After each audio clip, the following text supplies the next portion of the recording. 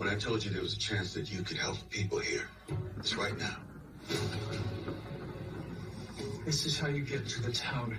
It's just the bottle tree.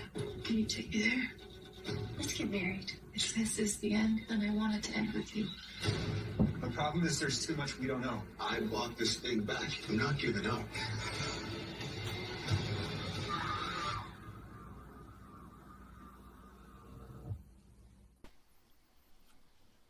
There it is, ladies and gentlemen, the final trailer for the episode 10 of From, the season 2 finale, which is coming at us in just under an hour and a half from now.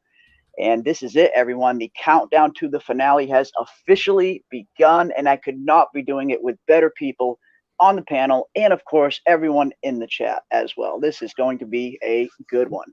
What is up, everybody? Man, oh man, oh man. I cannot wait. It's going to be fun. It's going to be cool. Just can't wait. I don't even know what more to say, man. I can't take it, man. Too much pressure, man. The hype is real. The hype is definitely real, for sure. For sure. Especially after seeing this, not only the trailer, but all of the leaked images that were released as well. This is going to be a good one, I think. Absolutely. Yeah, we'll get our answers. We'll get probably, at the pace the show goes, we'll get 3 new questions for every answer we get, and that'll be all right.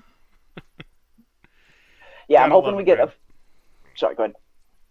Oh, just to say, gotta love it, man. This show, the way this show is paced, it does. Yeah. They give you just enough, but there's always going to be more. It's the real question is, what if we get a big answer, a big reveal? Mm-hmm. It's gonna open up 3 different doors, right? Because it's just you're in that maze, and we're not going to get out of it. But looking forward to anything that's revealed. It's going to be great. Yeah, I am. I'm looking forward to seeing what they reveal, seeing what they hold back for season 3 and beyond, because I definitely think it's going to be one of those cases. I think we'll get a few answers to maybe a few things that we've been, wondering what was going on. But as far as, all of the answers and some of the bigger answers, yeah, I'm not expecting a whole lot of that in the season 2 finale. That is stuff they are probably going to save for season 3 and beyond. But yeah, I cannot wait to see what they throw at us. It definitely looks like we're going to be getting some lighthouse action. We're definitely going to be getting some cave action with Jade. And, of course, whatever Boyd, Sarah, and Kenny are getting up to in the woods as well. It almost looks like they're going back to where they first encountered Martin. So I think it's going to be an action-packed episode, to say the least, for sure. So how many people die? Over under on how many people are going to die? Oh. I think we'll at least lose one. 3.5? I'm thinking we'll at least lose one main to sort of main character. 3.5 for you, Aldous? Yep, I'm thinking 3.5. I think there's gonna be a turn at some point, and something's gonna happen. That somebody's gonna sacrifice themselves, but you're gonna have a couple of whether it's red shirts, quote unquote, that go. But it's gonna be, like you said, somebody major is gonna probably slip, and then you're gonna lose a couple red shirts. So. And like we were saying the other week, I wouldn't be too surprised if we start to see this. Whatever we saw happen to Paula in episode 9 in her dream, I wouldn't be surprised if we started seeing that spread to other people of the town, where other people are falling asleep and just getting maimed in their dreams. It starts spreading a little bit. Because if you look at the synopsis for episode 10, it straight up says the residents prepare for the end. Almost like they're prepared for the end to come. So it's going to be interesting. I have a feeling we're definitely going to see some death, probably. And of course, let us know in the chat as well. Who do you think is on the chopping block for the season 2 finale? Who do you think will make it? Who do you think will not make it? I would love to know what you guys think as well. And speaking of the awesome chat that we have gathered here tonight, let's take a look and see who we can see and say hi to a few folks down there, shall we? Let's see what we got. Let's see what we got. I see Dr. Deb. What is up, Dr. Deb? It is good to see you as always. I see Mr. Bojangles. What is up, Mr. Bojangles? Yes, we were a bit earlier tonight, at least earlier for us, for sure. Despite all the internet issues that I am having on my end, we tried to be on time. So, yeah, here we are. We got Linda Webb in the house. What is up, Linda? It is awesome to see you in chat. Awesome to see all the new and returning faces every week. It is always cool to see that. Like our good friend Jesse. What is up, Jesse? It's always good to see you as well. We got Aditha Lee. What is up, Aditha? Has it started yet? It hasn't started yet. We still got just over an hour and 20 minutes or so before the new episode officially loads on the MGM Plus app just after midnight p.m. Eastern Standard Time. So yeah, we got about just under an hour and a half to go. So still some time to chop it up. I see Doc Hayes. What is up, Doc Hayes? Evening all, with the Mr. Smiley emoji that I love to see. Mr. Smiley emoji is one of my favorite ones, for sure. For sure. My anxiety is killing me. I made sure I could watch this episode on the big screen today. It's going to be scary. Absolutely, absolutely. I am right there with you. And I am certainly hoping I'm going to be able to watch along with everybody. I've been having some very shaky internet issues here today. Of course, today is the one day that we get a really bad storm. So we've got really bad wind and rain going on right now. So the internet has been very spotty in my area, but I'm going to try and watch along with everybody else like I always do. And hopefully it works. Hopefully it works. But yeah, the anxiety is real. I cannot wait to see this finale and what it is going to bring. It's going to be good. Yeah, and they didn't show a monster or anything in the previews or anything. Just the kids on the altars and down in the caves that Jade saw, and we don't even know if that even was real. I'm leaning. Yeah, we don't even know what's going on there yet. Yeah. Yeah. So. It's that's the thing. Yeah, we haven't seen any monster. The second half of season 2 has been a little monster light ever since Boyd killed Smiley.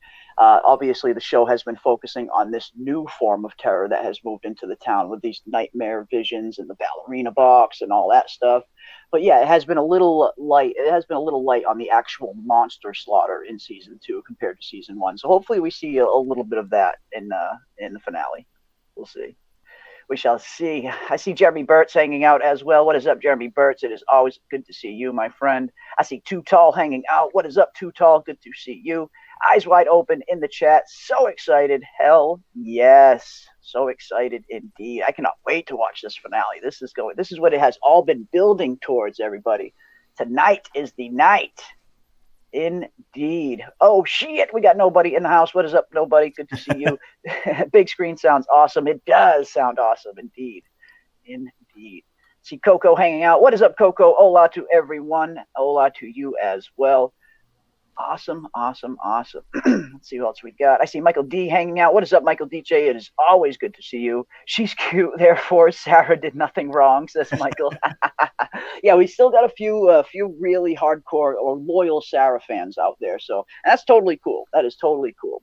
Maybe Sarah will have a nice redemption arc. I could totally see Sarah, after everything she's been through, I could totally see Sarah, maybe putting herself in harm's way to save someone like Ethan or another character at some point, and maybe giving her some nice redemption. I could see that happening, maybe. We'll see. We will see. We got King Scotto hanging out as well. What is up, King Scotto? It is good to see you. We got Billy Rose in the house. What is up, Billy Rose? It is good to see you as well. LMAO, thankfully, Tess, I'm determined to not get pulled away tonight. Hopefully not. Hopefully not, Dr. Deb. Hopefully you can stay and watch it in its entirety. Hopefully. My blood is your blood now, motherfucker, says Coco. Love it. Love it. We got Scarlet Fever in the house. What is up, Scarlet Fever? Good to see you as well. We got Thomas Didmos. What is up, Thomas? I've seen a couple more screenshots of the finale. Intriguing stuff. Ooh, yes. Nice. Very nice. Yeah, I've seen some really intriguing stills, and it's pointing to some really cool stuff that's going to be happening in the finale, I think. I think we're all going to be very satisfied with the finale, at least with the terms of revelations that we get. It just seems like we're going to get at least some answers. Like I said, maybe not anything too big, but it seems like they're going to at least wrap a few things up in this finale. At least I hope so. Certainly hope so. Let's see what else we got. We got Steph Snow in the house. What is up, Steph Snow? It is good to see you as well. We got Miss McKay in the house. It's Saturday. It is Saturday. It is here, and we are just over an hour away from it officially being Sunday. And then Sunday means the new episode of From will be loading up on the MGM Plus app, and we are getting closer and closer now. It's going to be fun. It is going to be fun. Yes, the pressure is building, Coco. The pressure is building. We got Landa Thompson in the house. What is up, Landa? Good to see you as well. Let me scroll down here. Now, I'm terribly sorry if I miss anybody. I try to get to everybody or as many people as I possibly can, but There's so many of you in the chat, and StreamYard does not like to slow down for me too much. I do see Stephanie down there as well. What is up, Stephanie? It is good to see you. Got my snacks and tea. I am ready. Hi, fam. That is what's up. I love to hear it. I have my stuff all geared up, ready to go as well. And I'm sure the rest of you do indeed. I love it. I love it. I love it. I love it. I see Cromonocle hanging out. What is up, Cromonocle? It is always good to see Cromonocle has had some really, really good thoughts and theories on the show. Love it. Love it. I see B. Morgan hanging out as well. What is up, B. Morgan? It is good to see you. I see Bruna hanging out. What is up, Bruna? Bye, Mari. Bye, Randall. Yes, what exactly are going to be the fates of Mari, Randall, and Julie? It seems like a lot of people seem to think Julie is going to be saved, but the other two are doomed. So it's going to be interesting to see how that plays out. I don't think all three of these characters are doomed by any means. I think there might be at least a chance to save them, but it's going to be interesting to see what the fates of Mari, Julie, and Randall certainly are. I certainly hope at least that gets wrapped up in the finale. What is really going on with them in the cicadas? For sure. Well, I think the other interesting thing that we really haven't dealt with much, because for the most part Sarah hasn't. She's been on the periphery, but we really haven't spent any time with her. Will the voices return as she goes through this, and we start, because we haven't had the voices show up really since Nathan's death. At all in season 2, really. Yeah. No. So it'll be interesting. Are we gonna delve back into season 1 and pull that forward with something in this that the voices are gonna reach out to Sarah and try to use her as an instrument yet again? Yep. Yeah, because we do at one point see Sarah will be getting some type of the voices will be reaching out to Sarah again in this episode, and I'll pull this up. We can have something to look at as we talk. But as we have seen in some of the stills that have been released, Sarah is most definitely going to be getting some type of message or some type of communication from the spirits that were kind of manipulating her in season 1. And yeah, like you said, it's been very light on that category in the entirety of season 2. They haven't really been giving her any messages or anything like that, but looks like they are definitely returning here. And we see that in the trailer as well, where you see Sarah kind of grabbing her head, her nose is bleeding. Something is reaching out and contacting her. The question is, what is it, or who is it? Could it be Abby reaching out to her like last time? It seems like it definitely seems like it was Abby that reached out to her last time, telling her the Fish and Loaves name. No other way she really could have found that out. Could it be Martin potentially reaching out to Sarah? Father Cautry? Could it be some other kind of dark spirit? Who knows? But something seems to be reaching out here.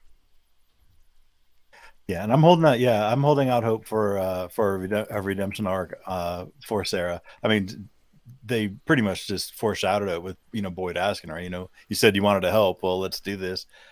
So yeah, I want to see what they have in store for her. Give her some screen time. Yeah. It's going to be interesting. It's going to be interesting. Yeah, it was. The stills were pretty revealing. When I saw those starting to make the rounds, I'm like, oh, okay. There's some revealing stuff here in these stills. There's even some revealing stuff in the trailer itself. Like even in the trailer, they show the actual lighthouse. So it's like we're going to be seeing it in season 2. But I think a lot of us knew we were going to be seeing the lighthouse in season 2 anyway. Especially if you've been hanging out with us here on this channel, that I've been bringing up and showing this image pretty much for every stream almost, where the production crew for they went and built an exact replica of the lighthouse, a 20 by 30 foot replica.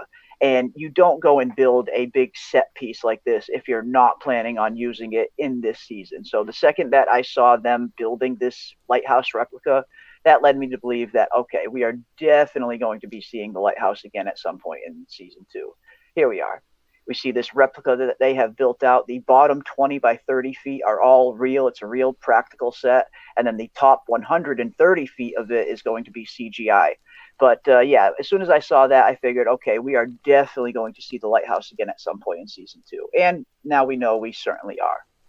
And it's going to be interesting to see what Tabitha finds when she enters that lighthouse. I've heard some rumors. There's been some leaks, but I guess we're going to have to see what was true and what was false. But I cannot wait to see what is going on here in this lighthouse. Here we got a picture of Tabitha right here. This is from the actual trailer. and we can see some of the stuff that we saw in Tabitha's actual vision. Of course, remember back to season 1, Tabitha had the vision of walking up the spiral staircase, which I think a lot of us had a feeling that was the lighthouse anyway. But now at least we get that confirmation that it was indeed the lighthouse that she was having that vision about. And even the vision is very accurate to what we're seeing happen in real life. The rope is right there. The rope was in the vision as well. We see the playing cards and the toy trucks, which also were in her vision. So it's pretty accurate. It's definitely looking like that was no dream at all. It seems like Tabitha had an actual premonition of the future. Question is she going to find Jim strung up upside down like a Christmas turkey at the top like we did in the vision? I don't know about that one. Oh my gosh, yeah. And the bottle that didn't break, it bounced off of step after step and then didn't break. And the dates, right? Will the dates, will they revisit those? Will we see those again? That were written on the, because they were kind of like behind her as she was walking up the stairs. They were kind of on the archway behind her. So they may have just had us following our, chasing our tails with the dates, and they'll never mention them again. Yeah, I don't think that's possible. I don't think they'll get. No. They are. Here they are. Here we are. Yeah, we got all of the dates in the background. And welcome to Taryn in the house as well. It's always good to see you, my friend. Yeah, we got the 4 players, 7 dice, 47-year cycles. Yeah, obviously we have been seeing the 4s and 7s being thrown at us like they're going out of style lately. And I love how someone even pointed out on the cave paintings recently how there are 4 crows on one side and 7 on the other. When you look at one of the cave paintings that were also released, the 4s and 7s are being thrown at us like you would not believe. And it's pretty interesting. It's going to be fun to see what exactly that is going to turn out to be. But if we look here, someone in the chat actually pointed this out. We see 1, 2, 3, 4, and 1, 2, 3, 4, 5, 6, 7. So we got another 4 and 7 representation right there on the cave wall. And of course, we see 7 blocks here. And I'm getting a feeling that these 7 blocks could potentially be representing the 7 blocks that we saw in some of these stills as well. We see the 1, 2, 3, 4, 5, 6, 7 blocks. So yeah, there has been some really, really nice stuff. And the chat has been incredibly observant on a lot of this stuff. And Taryn, you have been incredibly observant as well, putting together one of the most popular from fan theories that is going on right now. And it's a very, very well thought out theory indeed. It definitely, you can tell a lot of research went into it, my friend. So congrats, man, on all the traction it's getting. It's a very interesting one. But yeah, what's going on with all these 4s and 7s? What do they mean? What are these 4s and 7s going to amount to? Is this going to lead to nowhere, or is this going to be something specific plot wise? I have a feeling it'll probably going to mean something. Well, if you could go back to the cave painting wall, there was something I wanted to comment on. It's just it's such an incredibly minor concern. It's this one right here. If that red thing indicates anything like Cthulhu or Lovecraftian, I'm going to be so incredibly disappointed. Oh, really? I don't. Everything up to this point has been like really nice, laid out with no strong connection. It'd be nice if it existed in its own frame and there wasn't any kind of an overarching Lovecraftian theme. Which, I mean, personally, I love Lovecraft, but man, the callbacks are getting a little ridiculous. So I'm hoping that's not like some light allusion to Cthulhu, and it's just something else. But okay, Jesse Rivera in the chat found something pretty interesting as well.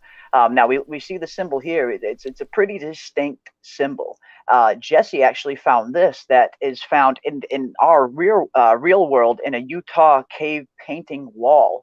And it's awful similar to the symbol. Obviously, we got the symbol in the show right here. It's pretty similar to this. Jesse sent me this, and it's pretty similar to what we're seeing here. And this looks like a depiction of some type of god or deity being worshipped by humans down here. Just judging by the size difference, the way they're kind of looking up in reverence, it almost seems like this is some type of deity that they are worshiping. That's a great catch. For sure. Yeah, and it's super similar to, I mean, just the it's very, very similar, with the exception of, I mean, this one has extra arms on the side, but if you take these extra arms off, that's almost the exact same symbol as this. So I thought that was a very nice catch from Jesse in the chat. So cool stuff, really cool stuff. Yeah, what do all these symbols mean exactly? That's the question. It seems like the showrunners have kind of hinted at the fact that the symbology of the show, the symbolism of the show, will be at the heart of the story, indicating that these symbols and glyphs and everything that we're seeing are going to have some important role to play. It doesn't seem like it's just dressing for the show or just lore to throw in lore to have lore in there. Definitely seems like they're going to have a specific purpose. At least the symbols that Jade is seeing are going to have a very specific purpose, I think. But gonna have to wait and find out what that purpose is, I guess. But yeah, I thought that was a really cool connection, and that was a really, really nice spot. The two, I mean, there's no denying the similarity between the two, even down to the weird alien-like head on the two of them. It's super, super similar. So, good chat, good catch, Jesse. Yeah, and the size scale in relation to the the humans that are directly to the right of them also, because I'll get focused on like the central the central petroglyph thing, and then when you take in the whole scene, it looked like it looked like just a story from left to right. When you look at it as a whole, like with the boats, the people arriving on the boats, with the and then the little trees that look like the backward Fs, like the sigils that we see on the talismans. And you can see the people arriving. You can see the symbol that Jade draws. There it is. Yeah. And then we got the 7 altars and all the people. I'm assuming that that looked to me for all the world like it was some sort of a portal, and then that red thing is the result of what the people on the left did, and now the people on the right are worshiping this thing that is not only red but so much multiple times bigger than them. And then and I'm not sure what that little square at the top is. Snuggie suggested it was a cave, like the mouth of a cave. Very, very easily could be such. And then the little red thing, people said, well, what if it was Native Americans? Other people said, well, what if it's the monsters? It could be either way. They said the black things, that could be crops. I thought it looked like kind of like a map legend for a swamp, kind of. That's why it just the pond. Yeah, the Brundles. My mind went directly to the Brundles. Yeah. And then not sure exactly what that could be colony house. It could be, just indicative of the town itself. It looks like it's just the town itself. It almost looks like you kind of see the trees out there, like almost like the house in the middle. It almost seems like that's a representation of the town. And this is a depiction of people arriving to the town, kind of. And then, like you said, we got the 4 and 7 blackbirds up in the top there. Yeah, a lot of crazy stuff going on here. It's fun to try and decipher it, but we need some more pieces to this puzzle to get a more accurate picture, I feel. And I would love to get answers. I mean, obviously, at the end of this, whenever it completes its full run, I'd love to get answers for a lot of the main stuff. But like all my favorite shows from the past that are based on kind of this mystery concept, they always leave threads that you can go back and watch again. And some of it, the best ones, I mean, I'm a huge Twin Peaks fan, and David Lynch notoriously doesn't explain things. And they're just left there. And that's so much fun because even after you get the main answer, you can go back and mine all these little tiny things and try to figure out what do they mean and how do they fit in. So, yes, we need answers for sure. But some of this stuff, some of it's red herring that's just going to be tossed out there just to chum the water. Others some of it was will be left play purposely in tangentially. ambiguous. Yeah, and how do you get those tangents to merge with the main concept? So. Yeah, it's going to be interesting to see what kind of ends up being tied into the main plot later on. What stuff do they potentially maybe leave ambiguous and leave up for the audience interpretation? Because a lot, like you said, a lot of shows do like to do that as well, where they'll leave certain things purposely ambiguous just so the audience can, it's kind of left up to the audience interpretation of how things ended. I know the ending of The Sopranos was meant to invoke that exact feeling. You, as an audience member, you're meant to watch the ending of The Sopranos and wonder, okay, did Tony Soprano live? Did he die? What exactly was going on in that final scene? And it's specifically designed and shot to invoke that feeling. So yeah, every once in a while, you're going to see some things just be left purposely ambiguous and left up for the audience to guess what happened. And I could see that happening with a few of these things here as well. Hopefully we get answers to most of the main things, like what the town really is, how the monsters really came to be, like the big points. Hopefully all of those get answered. Some of these smaller ones, like who threw the rope down to Boyd, for instance, little stuff like that, I wouldn't be too surprised if we never get answers to them. But I'm okay with that as long as we get the main story points wrapped up.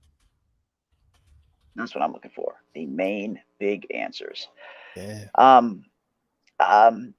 This caves that the paintings were found in, natives believe certain parts are portals that can transport people across. Okay, so yes, apparently the portal, the Native American paintings where Jesse found the rune there, it's indication of some type of portal, maybe. So who knows? Who knows? Thunderbolts project symbols of an alien sky. Doc, for the real cave paintings you showed. Ooh, yeah, okay. Okay, and yeah, we know that there is a very prevalent alien theory, and that has been going on since season 1. I know a lot of people think this is some type of alien involvement, and it definitely hasn't been disproven up until this point. It certainly could be. Like these children, for example. What exactly was going on with these children here in these caves? Now, up until this point, a lot of the hints that we have seen kind of pointed to the fact that the kids were locked in the tower up at the lighthouse. So what exactly are these kids doing in this cave all of a sudden, surrounded, on all of these rock-like altars? It's trippy. It's very trippy, but it almost gives a kind of vibe of some type of sacrificial ritual, some type of sacrifice maybe, or some type of experiment maybe. Who knows? Yeah, and I mean, yeah, it has to be. I mean, you can't really discount alien theory. You can't really discount just straight up supernatural. There are just stuff like the electricity, just stuff like how the town reacts when like they said, when people get too close to escaping or were trying to escape in a certain way, like force majeure kind of things happen, like the storm that knocked down the tower, all this kind of stuff. There has to be some overarching power. Now, is it supernatural, paranormal, or is it is it like Jim's Jim's going down the experiment theory, which is not, which is a short put away from the alien theory. There's some power, an overarching power that controls the entire environment. And that stuff, it just needs, I mean, it does need to be explained, in some way. The wires that go 10 feet down into the ground, you have electricity, the wires go 10 feet down into the ground and then just end. Well, why do they go 10 feet down? Why do they need, why not 20, or why not at all? Yeah, there's so much stuff going on here. It really is insane. It's insane. When does this show come on? The show comes on in about an hour. It will, if you are an MGM Plus member, the show will be on the app in just about an hour from now. If you're not an MGM Plus member, then it will air on TV on Sunday night around 9 p.m. Eastern. But yeah, if you are a paid subscriber for MGM Plus, whether directly to MGM or through Amazon or something, the episode should be available right around midnight Eastern Standard Time, or 9 p.m. on the West Coast. But yeah, just under an hour from now, it should be loaded up. I've been wondering whether new people will show up at some point. They just had a bus full of newcomers, so how about more will? So I doubt any more will show up. Yeah, that's the thing. That's one thing that the show, I thought, did was very clever, in the way that they set up how new people come to this town. They really set up a really clever plot device where anytime they want, they can add new characters to this cast simply by having a vehicle show up in town. So for that instance alone, it really is, it's a good plot device in terms of bringing new blood onto the show every once in a while. All they really need is a vehicle to show up, and boom, all of a sudden you have another cast member on the show. So I do like, for those logistical purposes and storytelling purposes, it has made it a little bit easier for them to kind of bring new blood onto the show. So I like that. I like what they did there. Yeah. I mean, it'll be never ending, the never ending source of new people as needed. I brought it up in the chat also. Really only about a week of actual time has elapsed in that world though. Yep. So, I mean, although we've been there, 10 weeks and we've watched it, episode after episode, people like, people like Randall and people like Marielle are essentially still strangers at this point, to each other and to the entire, from Yeah, world. they're still very green in this world of Fromland. It seems like they've been through a ton because they've been through an entire season worth of stuff. But for them, really, yeah, it's been a freaking week.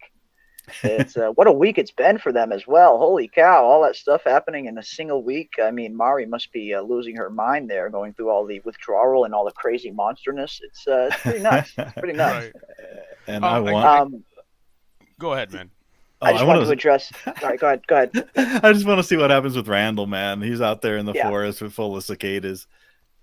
Yeah, well, I want to see what's going to happen to Randall, Julie, and Mari. Like I said, it didn't look too good for them at the end of the last week's episode. It looks like, okay, they might be doomed, but I get the feeling there is going to be some type of way, or they're going to stumble upon some type of way that could potentially save them. I'm not writing all three of them off as of yet. I think there's still a chance at some point, I think. Right.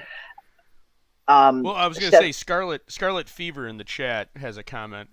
They say the soldier in Jade's vision in season 1 that shot at him and stabbed him had a French horn on top of his hat, and others hanging in the tree didn't. The horn sound Boy hears as connectors to the soldier's hat. Just a historical note on that. I love history. I love the Civil War in particular.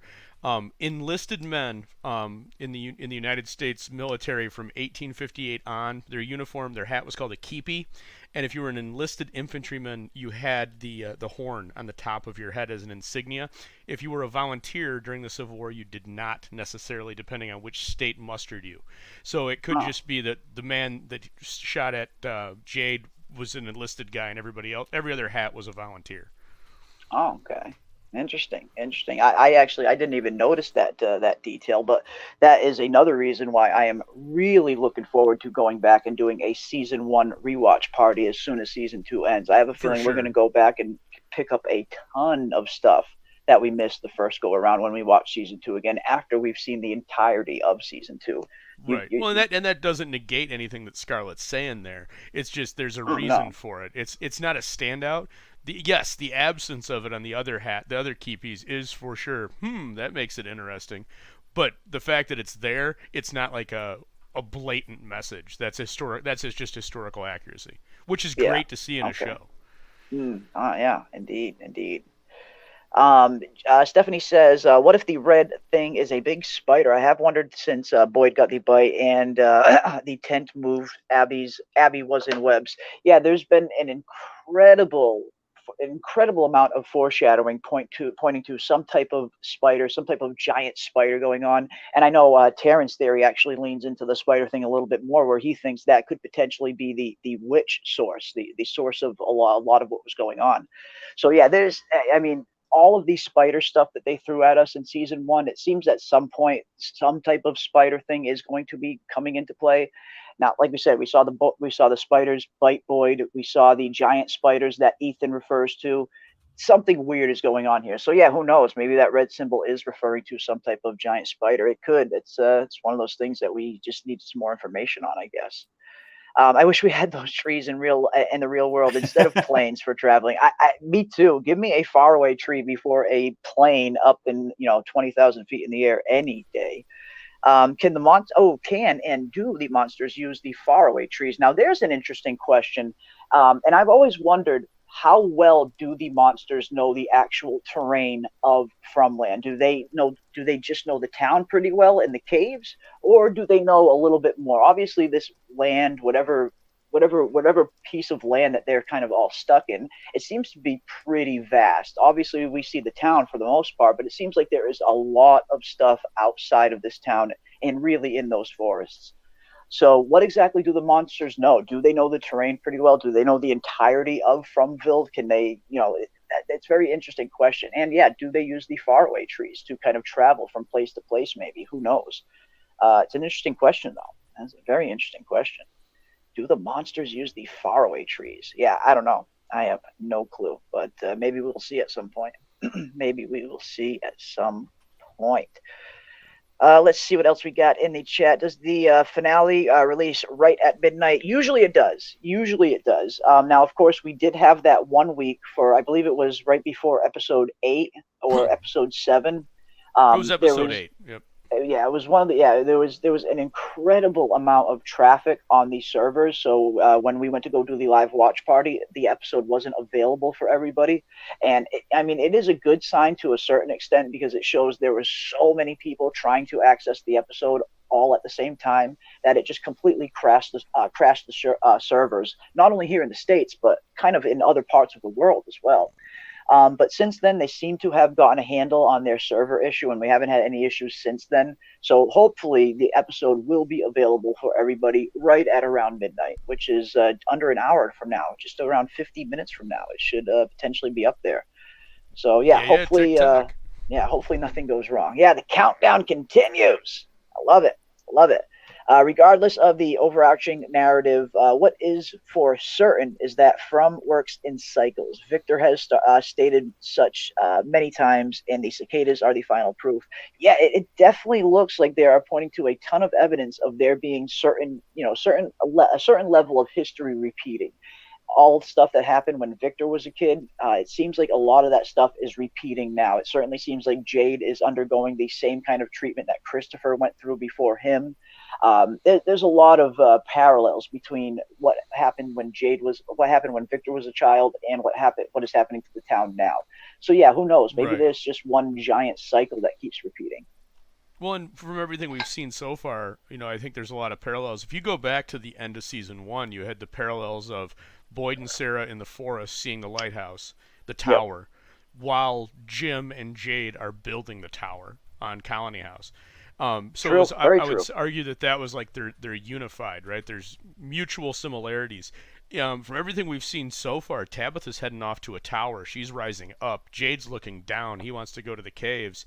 We've got a contrast. So again, you still see the parallel themes, but whereas in season 1 at the conclusion we were in congruency, now we're incongruent. We're heading in opposite directions. So it'll be interesting to see how that plays into the theme of the episode. Yeah, it should be. We see a lot of these parallels, a lot of these themes throughout the show between season 1 and season 2. There's a ton of stuff that they are throwing at us for sure. Secondary are the symbols or symbolic representations of those who were in the past. The most noteworthy is the cycle that is at the end at the all of this story. Thus, origin is essential. Yeah, who knows? Who knows? That's the thing. These symbols, they clearly seem to be very important to whatever is going on here in Fromville. And the executive producers and the showrunners of the show have said in some of the behind the scenes features that they will potentially find some type of clue down in the caves that will help Jade solve the mystery of the symbol. So whatever's going on down in these caves, whatever Jade is doing down here in these caves in this episode, I have a feeling he's probably going to stumble upon something that's going to help him understand these symbols a little bit more. And like I said, the showrunners have kind of hinted as much in the behind the scenes feature. So there are answers down in these caves. Now, will Jade interpret what he sees in the correct manner?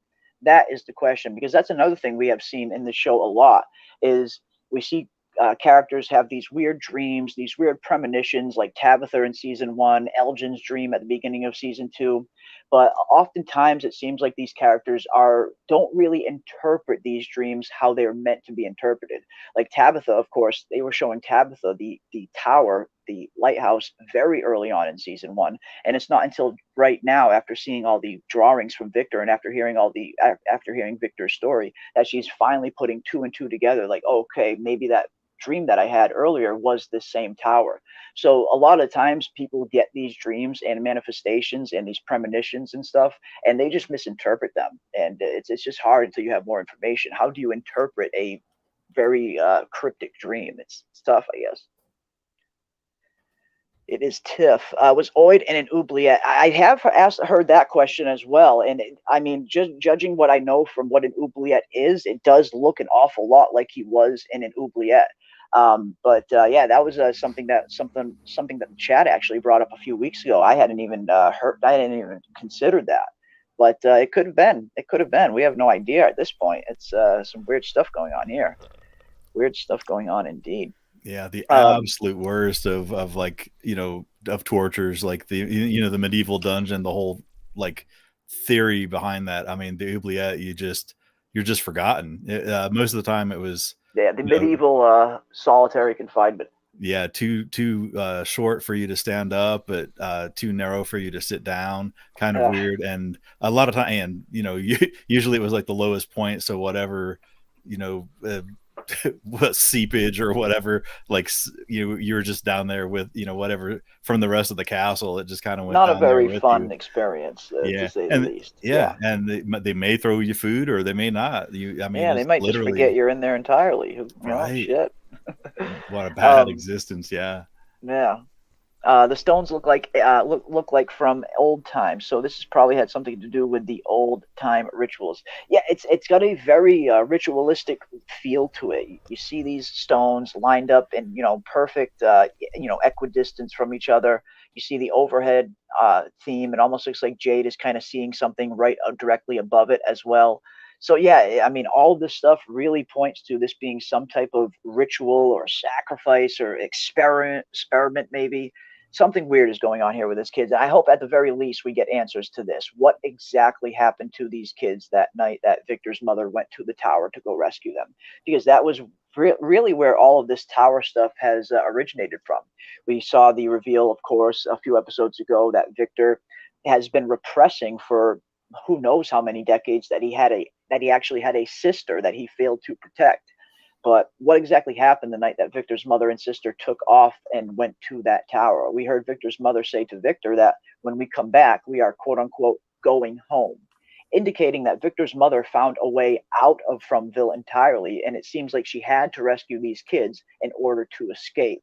But I have a feeling something went catastrophically wrong the night that Victor's mother went to the tower to rescue those kids. Maybe she was captured, maybe she was killed, maybe her and Victor's sister were forced to escape without Victor, leaving him stranded there and by himself. There's tons of possibilities of what happened that night, but I do hope we at least get some type of answer as to what happened when Victor's mother went to that tower that night. What exactly happened to these children?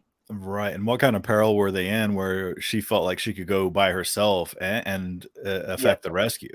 You know, And what part did Christopher play in all this? Because right before she leaves for the Right. tower, she tells them to hide somewhere where Christopher can't find you. So there's tons of moving parts there that they need to reconcile, and I hope we get a little glimpse of what was going on there. It's yeah, it's interesting. It's very interesting to say Yeah, the it'd be least. great if they interspersed this episode with where they're currently heading with some answers for what happened to Victor's mom. And you got Hmm. like a almost like a corollary, a flashback Yeah, as almost Tabitha's like journey. You Tabitha needs to right. You avoid see the what happened mirror. to her. Yes, I like that, man. I like that. Because yeah, like I said, and it would kind of play right into that theme that the show has been playing with up until now of history repeating itself, this kind of cycle repeating itself over and over again. So yeah, what if we get a glimpse as to what happened to Victor's mother when she went to the tower, and that's maybe Tabitha having a vision of what not to do, maybe. Yeah, I could see something like that happening. That'd be pretty cool. That'd be pretty cool. I still believe the cave paintings are telling a story of how to escape the town. Yeah, now that's a very popular theory as well. The people coming in on boat, crossing a tree, maybe the lighthouse lured people in before there were cars. Yeah, that seems to be the it seems to be sees it seems to looks like what it is depicting there. Of course, let me see. Let me go back to a bigger one. We saw, of course, at one point before people arrived to this town of Fromville by car, maybe they potentially arrived here via boat. Because, yeah, you see this kind of stream or river that they are on. You see the trees on either side of the river. I know some people think this is the lighthouse guiding people in, which it very well could be. And yes, yeah, you see people in what looks to be the depiction of boats arriving to the town. So yeah, I think you could be right, Glue Guns and Roses. This is one big depiction of how people arrive at the town and a potential way to escape the town as well. It could just be the entire story could be right there in front of us. We just haven't been able to interpret it right yet. So that's definitely a possibility for sure. For sure. Maybe Tilly was in from at an early age, escaped, and had to wait to make her return. Yeah, Tilly is just incredibly sus. Incredibly sus. What is Tilly up to? What is her role going to be? Is she a mole or is she just another red herring like Tom? All I know is she is pointing that finger of scorn at you right now, so be on the lookout for Tilly. I'm curious about where the fanny pack of holding came from personally. Like, Oh, Every the time she origins turns of the around, fanny pack. yeah, there's is Tilly it, or is there something about the fanny pack? And maybe that's ridiculous, but man, she always seems to have exactly what she needs in that thing. Yep. So It's like Batman's utility belt. There's something for every occasion in this fanny pack. Oh man, it's gonna be fun to see how this all shapes up, though. Yeah, what kind of part is a character like Tilly going to play in the future? Is she a mole, or is she just a busybody of sorts? I get the feeling she's not the mole personally. I know a lot of people think Donna might be the mole as well, with all of these sus stuff that Donna has been getting up to in these last few episodes, popping up in just the right places at just the right times. There's been a lot of suspicion cast on Donna's character lately to be the mole, but who knows? Who knows what's going on here? It's question after question, and I cannot wait to get some of these answers.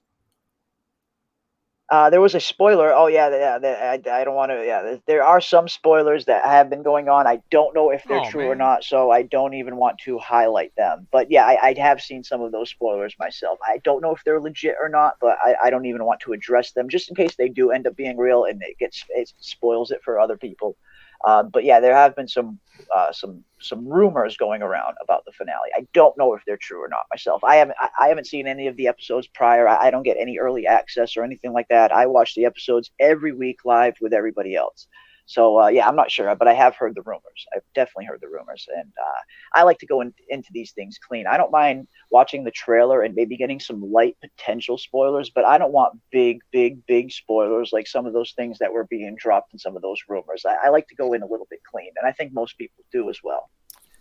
Yeah, and I think I mean a lot of that was it was really prompted, I think, by the cast list, right, for the episode. They had the different characters that appear, and there were a couple that were like, oh, okay, and I think they followed that one down the line. But then we also heard what people that do the subtitles or whatever, the closed captioning, leak it out, and that kind of stuff That's is where just these leaks are coming from just for the fucking finale. It's garbage, man. subtitle based. I hate to be mean, but that's just I hate that. It's so That's why I garbage. try to avoid that stuff. It spoils it for people who want to be surprised, and you never want to be the person that's purposely putting out spoilers out there and spoiling the show for everybody else. So yeah, I do try to stay away from those corners of the internet personally.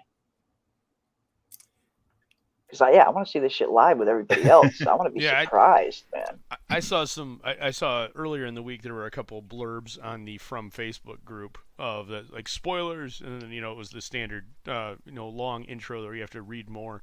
I just stopped looking at the group because I don't want that stuff. Now, yeah, I did see some people in the chat, Zed, saying, you're looking at spoilers right now. Well, no, that's the thing. These aren't really these aren't really spoilers. That's the thing. I mean, you look at this image and you see what is going on here. It doesn't exactly tell you anything. All we see are children lying on stones. It doesn't give you anything narratively or anything like that. As opposed to some of these spoilers that were going on about the finale, literally spoil the end of the episode.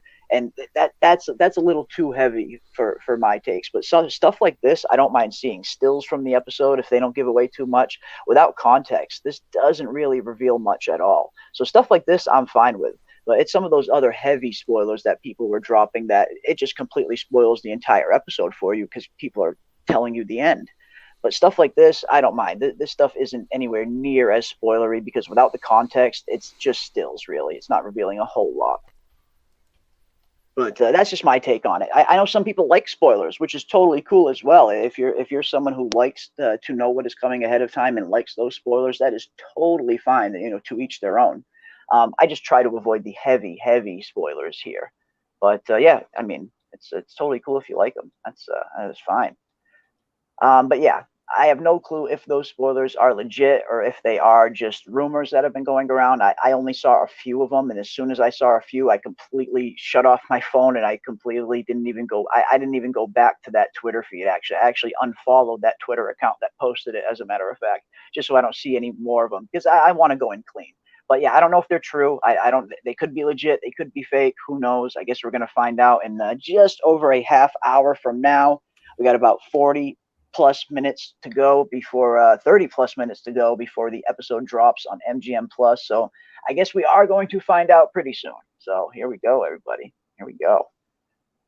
Let's see. What else do we got? Any other good series after this? I have nothing. Yeah, I mean that's what we have been pondering as well. What kind of series to move on to after this? Now, of course, after season 2 ends, we are going to jump right into season 1 and do a season 1 rewatch party.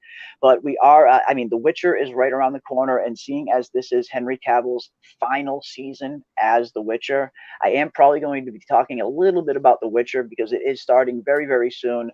I know a lot of people have suggested Silo, that we talk some Silo. We will definitely be doing that at some point. And Yellowjackets. Yellowjackets seems to be a really, really popular show that so many of you have been recommending to me as well. So I did go and catch up on Yellowjackets. I thought it was a really great show. So we'll probably talk a little bit about that as well. And of course, any other suggestions that we get from the chat. You guys have been suggesting some really, really awesome shows lately, and I definitely plan on catching up on all of them. I have them all written down.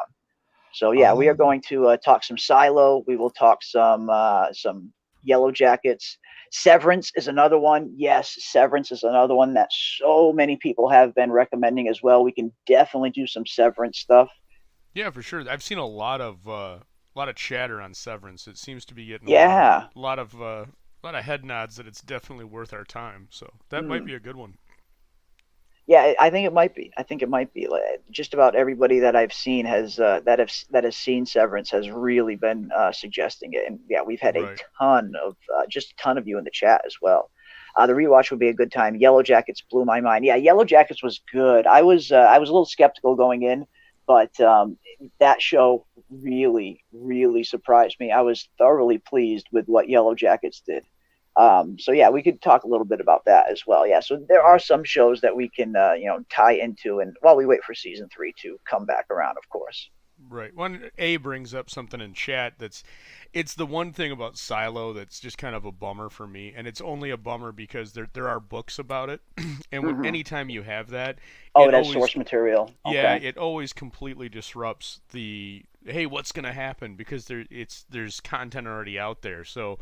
And you know that they're going to be following that semi-rigidly in some way, shape, or form as an adaptation. So it just bums me out when you see that, because you can't do what we're doing, where it's just everything. Could it be this? Could it be this? It's there's an actual answer that's already done in a way. So that's the only bummer there. But I'm still enjoying I see what you're over saying. on Apple TV. Yeah, Rebecca I think Ferguson that's why certainly makes it easy too. Yeah, absolutely, and I think that's why From has been so gravitating for a lot of people. It can because it is a show that isn't based on books or anything like that. It doesn't have a set kind of source material that you can go back and read and learn everything that's coming. So a story like From coming around that is a completely original new story like that, it just makes it that much more intriguing, because everybody's on the same playing field. There isn't source material people can go out and read and get some knowledge that regular TV watchers don't know. It's we're all kind of figuring this mystery out together, and that's what I really love about From. Like I said, I come from a Song of Ice and Fire background, so I was reading the Game of Thrones books long before Game of Thrones was ever even a show. So when that show came around, it was phenomenal watching that show, at least for the first few seasons. Anyway, it got really crappy towards the end. But for the first few seasons of Game of Thrones, I was really, really enjoying it. But there was always this part of me in the back of my head that I knew what was coming before it was going to come. Ned Stark losing his head at the end of season 1. It shocked pretty much the whole world. And I'm sitting there thinking, I knew this was coming because I already read the books. Same thing with Robb. It didn't really take too much away from the show. Like I said, I still really enjoyed watching Game of Thrones, and I'm really enjoying House of the Dragon as well. But something like this From coming around, where there isn't that source material, where you don't know what's happening ahead of time, it just adds another kind of special layer to it, just for me personally, because I am used to knowing source materials like The Expanse and some of the other series that I've watched where I've read the books and know the material. But this is completely new. It's completely fresh. It's completely original, and I love that about From. But we have a question from Robert Saunders, and let's see, how about doing a series of shows comparing the similarities between Lost and From? I would love to do that at some point. You guys know my stance on Lost. I'm a huge fan of Lost. I loved that series from start to finish, and I would totally be up for that at some point. We'll see. We'll see. I'd have to let you guys, I never watched Lost. I don't know. Sometimes you're just not watching TV at a certain time period. when a series is around. And I guess it started in 2004 through however long it went. I don't know. 2004 to 2010. I don't know what I was doing in that 6-year span, but I wasn't watching Lost. I don't know. Yeah, no, yeah, Lost was a good one. It was it was a really good ensemble show that kind of just really captured the world at that point. It was really popular at the time. But yeah, I enjoyed Lost. I enjoyed Lost for what it was. But I know some people had problems with the ending, which is totally cool. Totally cool. The Grumbledore brings up a good one. 12 Monkeys, which was on Sci-Fi. Ooh. That was a great series. Really, really good. It really surprised me. It kind of started off a little slow, and it's one of those. It involves time travel, so it's like those always cause me to. Yeah, I've seen the movie. I haven't seen the just a show little though. bit because usually it's not handled well. But that one did a great job with it. So. Yeah, the movie was pretty good. I believe Bruce Willis did a movie adaptation of 12 Monkeys. But I haven't seen the series. I remember seeing commercials of it premiering on the Sci-Fi Network. I believe it was on back in the day. Yep. But yeah, I didn't watch it myself. Yeah, it was really good. And then, of course, Expanse. Expanse is probably... Expanse was great. It's Best often sci-fi described, series. It's often described as hard sci-fi. It's not hard sci-fi in the sense of like 2001, but it definitely leans that way with Where it's a little grounded. Yeah, it's a little more grounded explained. in physics and stuff. But yeah, man, it's still that series is probably one of the best ones in the last few years as far as sci-fi series go. Excellent writing, fantastic acting, and man, saved too. That was another one Sci-Fi shelved, and Amazon saved it. So. Yeah. Yes, yeah, absolutely. And I agree with you, Wolf Spear.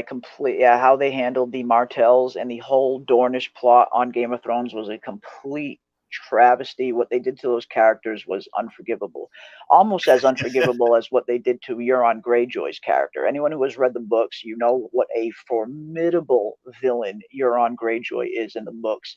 Then on the show, you get this rapey, happy pirate dude. It was a travesty. That was pretty bad. Yeah, they really fumbled in a few instances, and overall, I really did love Game of Thrones, right up until the end, but they really did drop the ball in a couple places though. They did. They certainly did. Yeah. I think that might have been the first time I'd seen Pedro Pascal and his portrayal.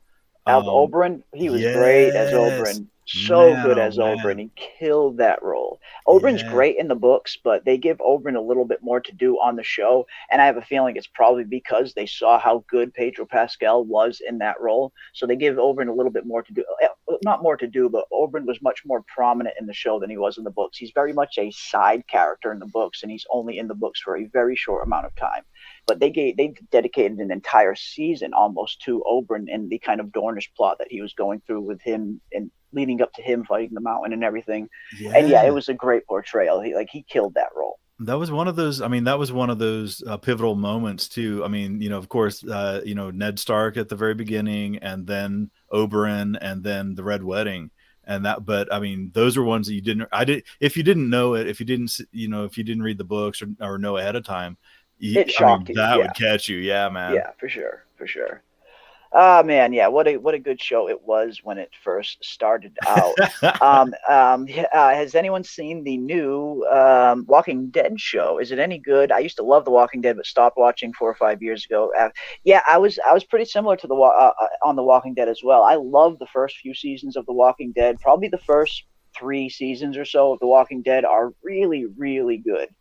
I stopped watching it right at around season 8 or so. I tried to keep with it as long as I could. It just kept dragging. It got to a point where I just didn't want to watch it anymore. But I haven't seen any of the new spinoffs. I will say this: the Negan and Maggie Walking Dead spinoff does look pretty interesting. It looks like it's pretty good, at least based on the trailer that I have seen. The Negan and Maggie show looks like it could be a lot of fun. I'm definitely going to check that one out. I haven't seen it myself. I haven't seen any of the Walking Dead spinoffs yet.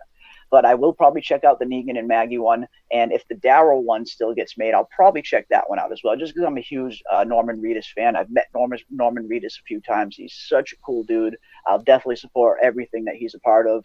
So I'm going to check those two out when they do eventually come around. But I haven't seen any yet myself, no.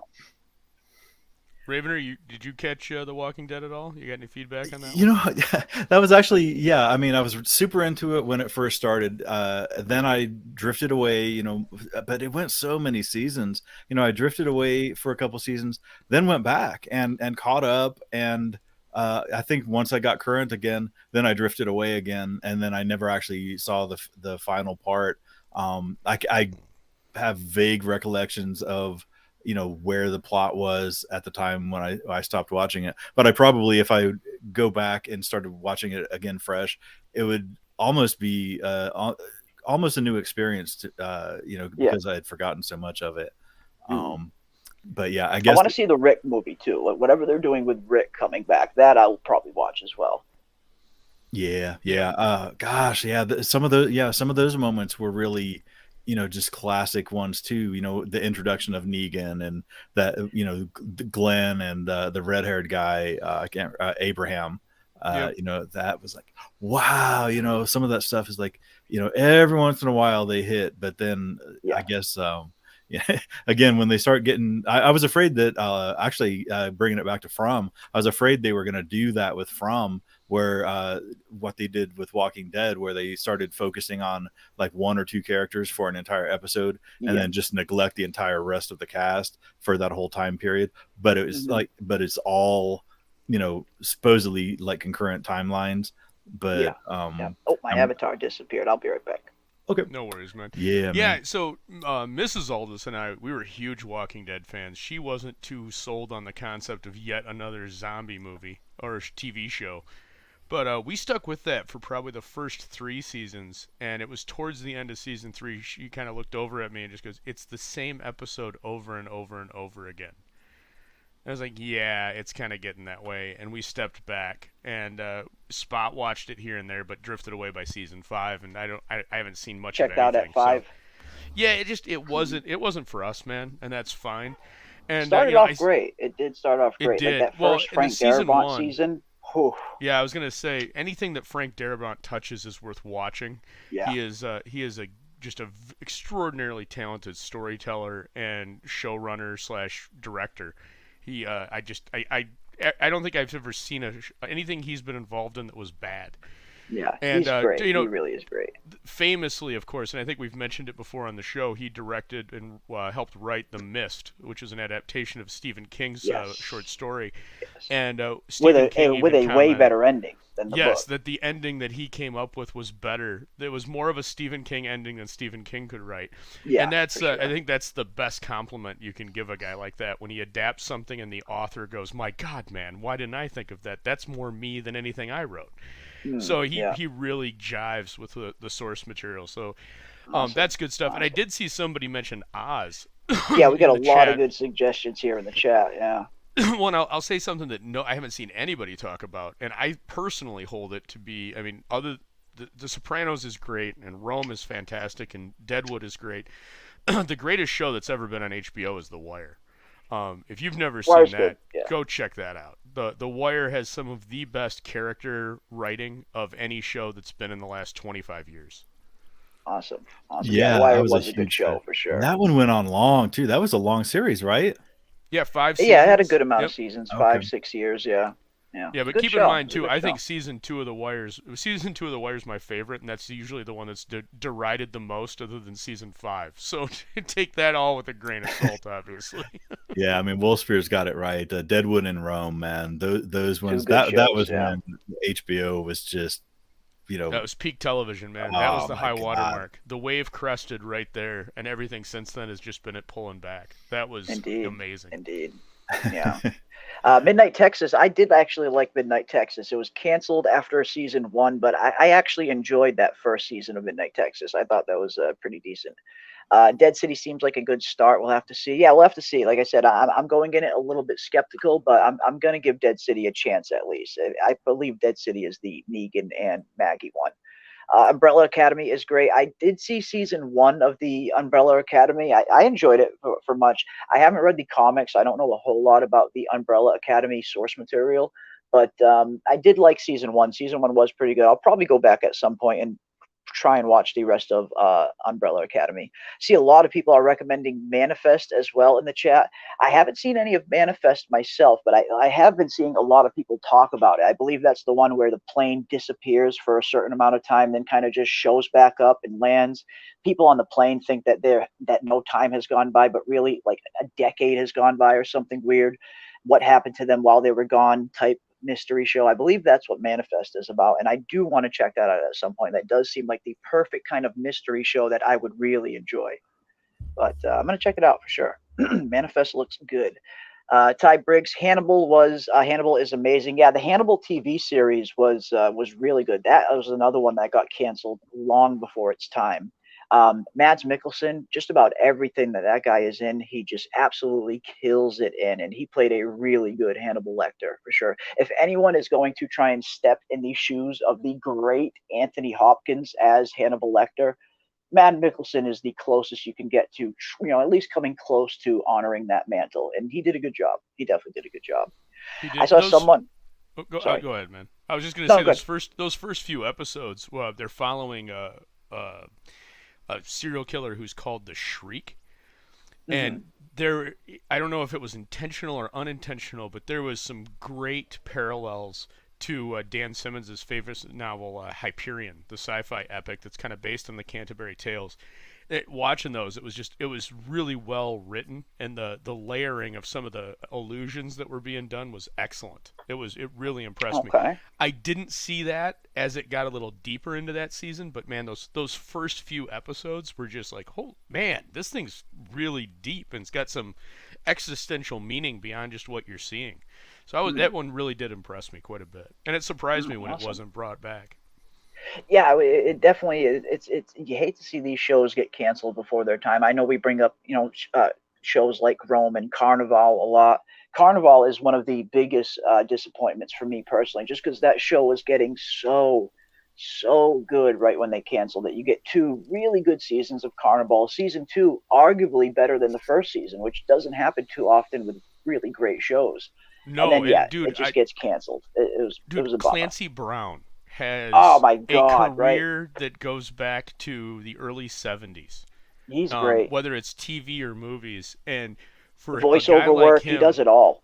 It's his work in Carnival was epic. It was he was hitting a new level, and I don't know if it was the writing on that or if he just found a different gear.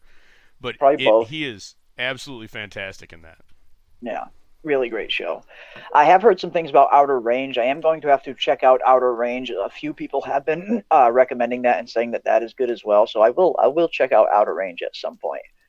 Let's see what else we got. Let me scroll down a little bit. I think the one that got me, it was the one that made me from a boy into a man was Firefly. When they canceled that, the scales fell from my eyes, and I saw that Hollywood doesn't care about too many shows drop. Too many shows get canceled far before their time, and you hate to see that happen. Marco Polo was another show that I really enjoyed on Netflix. They did 2 really good seasons of Marco Polo. But with how much that show cost to make, that show was like a Game of Thrones level production quality cost. And for the numbers that they were getting in return, it just wasn't worth it to keep going. So it really sucks when you see these shows get pulled. Again, Raised by Wolves was a recent one, actually. And I know there's still a huge kind of fan movement out there trying to save Raised by Wolves and get it brought back. I don't know if it's even possible at this point. Most of the other actors have already been cast. Most of the other actors have already been cast in other shows. Father is going to be a main character on House of the Dragon going forward, considering that he was cast as one of the Velaryon twins. He's going to be on House of the Dragon for the next few years. So a lot of those actors already got cast in other series. So I don't see Raised by Wolves getting saved at this point, which is a bummer. I loved Raised by Wolves, especially that second season. That's another good show where season 2 of Raised by Wolves was arguably better than the first season in some cases. And the way that it ends on that cliffhanger with everything that's going on there, I was so bummed when Raised by Wolves got canceled. It's just too bad. You see this happen time in and time out, where these really really good shows get canceled far before their time, and you just hate to see that. Yeah, we're Hate about to see 15 that. minutes away from launch. I don't want to be mean or anything, but I would say that we normally give like a lot of time, for everybody to get a drink and get synced up. I'd like to, if possible, limit it to like 10 minutes, maybe. We'll give people till quarter past at quarter least. after. Okay, Yeah, okay. yeah. I'm Wanted so to try just and get. anxious. Yeah, I'm like, No, I feel you. I feel you. I'm anxious too. But yeah, we want to try and be as accommodating as possible as we can.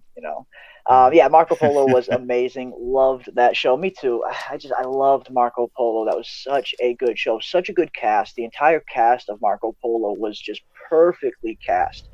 The actor playing Marco Polo, perfect. The actor playing Kublai Khan, absolutely perfect in Benedict Wong, who went on to play in the MCU as well. But yeah, it was a real bummer when Marco Polo got canceled. That was such a good show.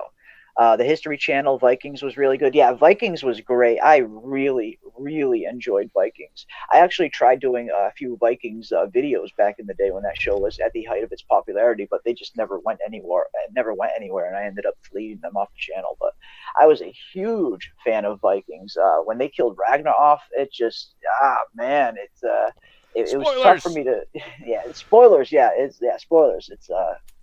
It was tough, man, when they killed Ragnar off. It was tough for me to continue to watch that show. But seeing where the story goes from there, not many shows can kill off one of their main characters and survive and have the show continue to raise in quality, like Game of Thrones did, for instance. They kill off Sean Bean, Ned Stark, their main star in season 1, and not many shows have the balls to even try something like that. Well, but in Vikings, fairness, they cast Sean Bean. I mean, he dies in everything. Yeah, he lives in fewer things than he dies. So Yeah. you kind of, if you didn't know, you at least had a hankering that something was going to happen. Mm-hmm, yeah. But I forget what I was going to say now. Yeah, it's just, you hate to see those shows get canceled before their time. It's never good. It is never good. But Vikings is another really good show, and I actually just recently started to watch the Vikings spinoff on Netflix. It's not as good as the original Vikings show, but if you liked the original Vikings, it's probably worth a watch at least. Yeah, sometimes But I just like to soak myself in the time period or whatever in the environment of those historical shows, especially, and they're limited to what they can do because it is on like regular TV, versus some of the stuff like the Northman got a little bit brutal. That was the Northman was great. the Robert Eggers, his movies do tend to run along the same track though. Even when they're like The Witch was weird, The Lighthouse, his movies are always very grim. It's always a very grim movie when Robert Eggers is directing. Yeah, there is not going to be a happy ending no matter what. It's gonna be grim for sure. Is Succession worth the hype? Absolutely. I 100% would say Succession is worth the hype. I love that show. I recently started watching that show, like probably just recently, like a year ago, actually. And it is so good. The performance that Brian Cox puts on in Succession is probably the best performance of that actor's career, which is saying something because he has been in so many good roles over the years. But yes, anyone who has not seen Succession on HBO, I would highly recommend checking it out. It is such a well written and well acted show. Kieran Culkin, for example, Macaulay Culkin's younger brother, completely revitalizes his entire career in that role. He is so good on that show. I would highly recommend Succession to anybody who hasn't checked it out. It's such a good series. Really like Succession. In all fairness, though, what has Kieran been in other than like that one Jean-Claude? What career did he have to resurrect? Right. I'm trying to be nice here. Okay, gotcha. I thought I missed something. Grimm, Final Space, Into the Badlands. Yeah, Grimm. I actually liked Grimm. I watched Grimm when that was on TV. I remember seeing that. Grimm was one of the few shows that actually had a pretty decent finale, a pretty decent ending. I wasn't really disappointed with the Grimm ending at all. It was pretty good. Into the Badlands was a pretty fun show. I mean, it was very much a slash and go show. If you like really good martial arts and stuff like that, Into the Badlands is a fun show to watch, but it's one of those shows that you really need to kind of just suspend disbelief because some really, really weird and wacky things happen in it. But if you just go along for the ride and have a good time watching some fun action, Into the Badlands is pretty good. And the main actor, Sonny, is great in that role as well. Good stuff. Loved Vikings, says Bruna. Absolutely. Vikings was really good. Peripheral was good. That's another one that I have been getting suggested by a lot of people in the chat have been suggesting Peripheral as well. Yeah, I'll have to check that out at some time. Peripheral was an interesting adaptation. It's based off of a William Gibson novel. And it's one of his newer ones. And you either really like Gibson or you hate him. There's kind of no in between. Okay. So... it was an okay adaptation. The story I thought was actually a little bit more engaging than the book. But to go back to Grimm, if you're a Grimm fan and you're on Twitter, you can talk to Stephen Carpenter, who was the original creator of the concept of what Grimm became. Oh, the Brothers Grimm there? Yeah. No, the show, the TV show. No, not Grimm. The Brothers Grimm. Oh, yeah, the Grimm fairy tales. Okay, yeah. Right. Gotcha. He kind of took that and made that whole mythology, and that's it was his baby. Oh, cool. He wrote a couple episodes in the first season and then was involved in the show thereafter. But it's always good to see someone creator involved in a show. Yeah, but his is at Grimm_creator, and he's open to chat when he's willing to. But yeah, he answered a bunch of my questions about the show because I was a big fan, and just a generally good guy. So it's always cool when you can get that first degree of contact with somebody from a show that you're enjoying.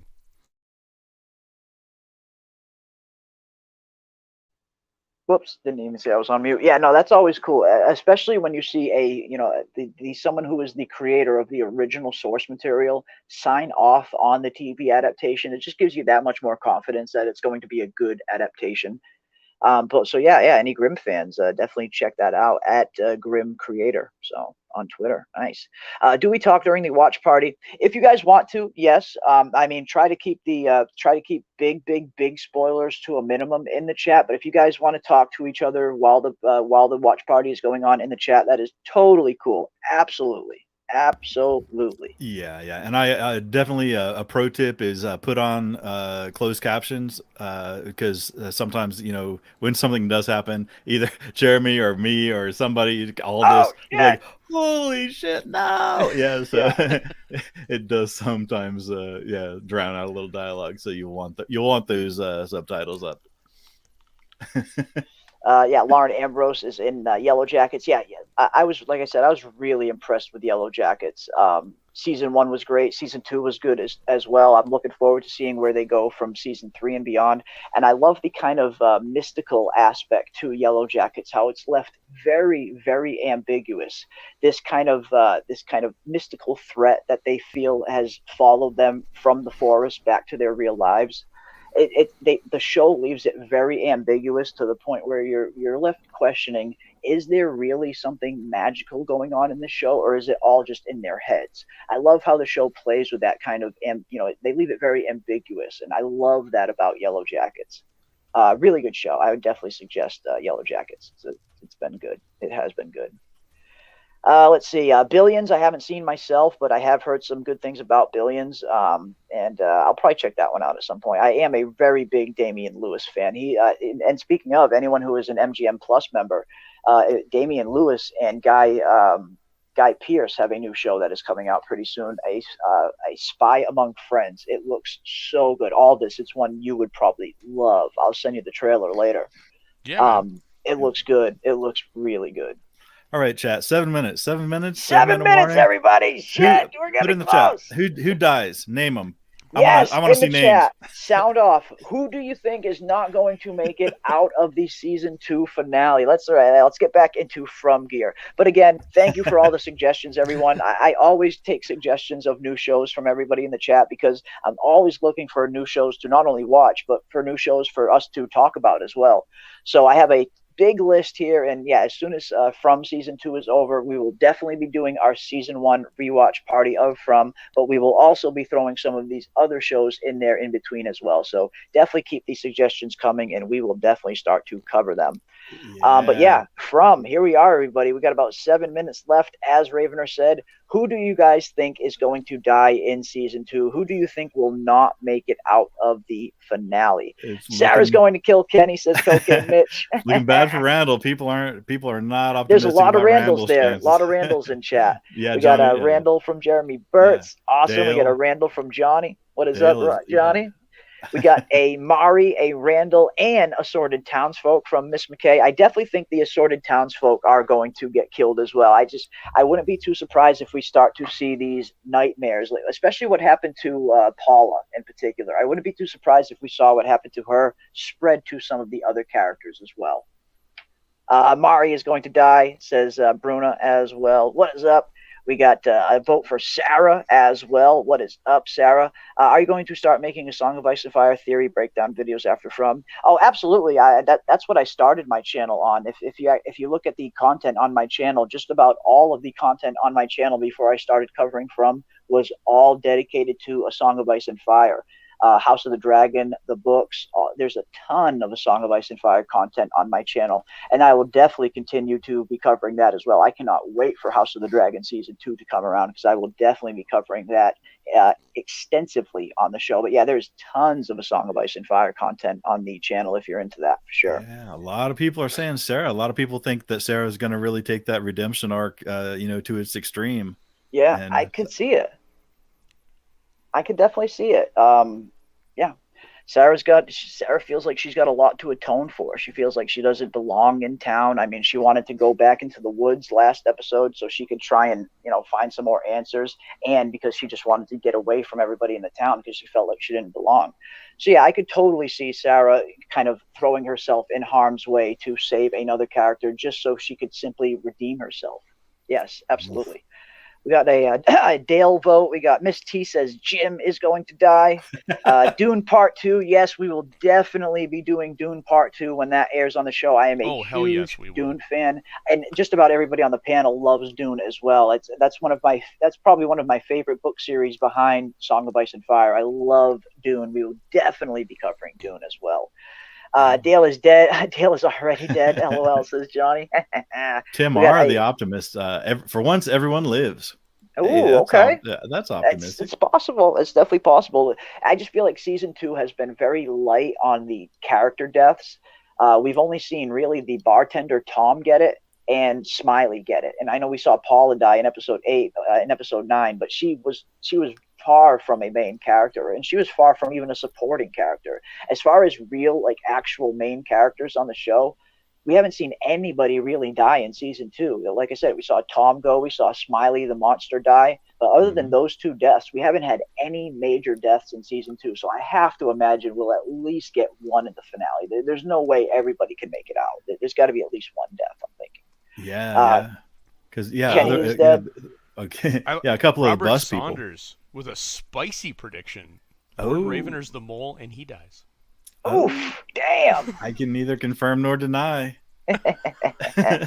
Victor or Sarah might sacrifice themselves. I could see Victor doing something like that. I don't think that's outside of Victor's wheelhouse. I could see him doing that. Sarah and Randall from Love. Yeah, a lot of votes for Sarah. That's for sure. 8 people need to die to balance the town, says Bitey. Oof. Hell, who knows? There could be 8 deaths. Like I said, I could totally see the nightmare, the weird nightmare stuff start spreading to other members of the town. like we saw what happened to Paula at the end of episode 9. I could definitely see that spreading for sure. I'd like to see Reggie get it. The guy that was freaking out, Paula's boyfriend. Yeah, the way he was ringing that bell like a dumbass. Yeah, you just wanted to slap him when he was ringing that bell. It was very hands off the bell, sucker. Hands off the bell. You know what? That's the thing. When you see him ringing the bell, I'm thinking, I don't know why, but this scene kind of came to mind for some reason. All right, ding dongs. It's almost go time. Anybody fucks this up, you spend a night in the box. All right, ding. Because in that scene, right before that, right after that, he goes up to the bell and he starts ringing the hell out of the bell. Jade. Yeah, hyperactive bastard. Love Jade. Love Jade's character. Just so good. So good. Kenny dies a virgin, says Wolf Spear. We got to vote for Reggie as well. Oh, shit. Hopefully Dale, says Baby Toshiro. People want Dale to go. Yeah, what exactly is going on with Dale? He's been locked in that room alone as far as we know. What is going to happen with Dale? We got Jim, Randall, and Sarah. Votes for them as well. We got more votes for Victor and Randall.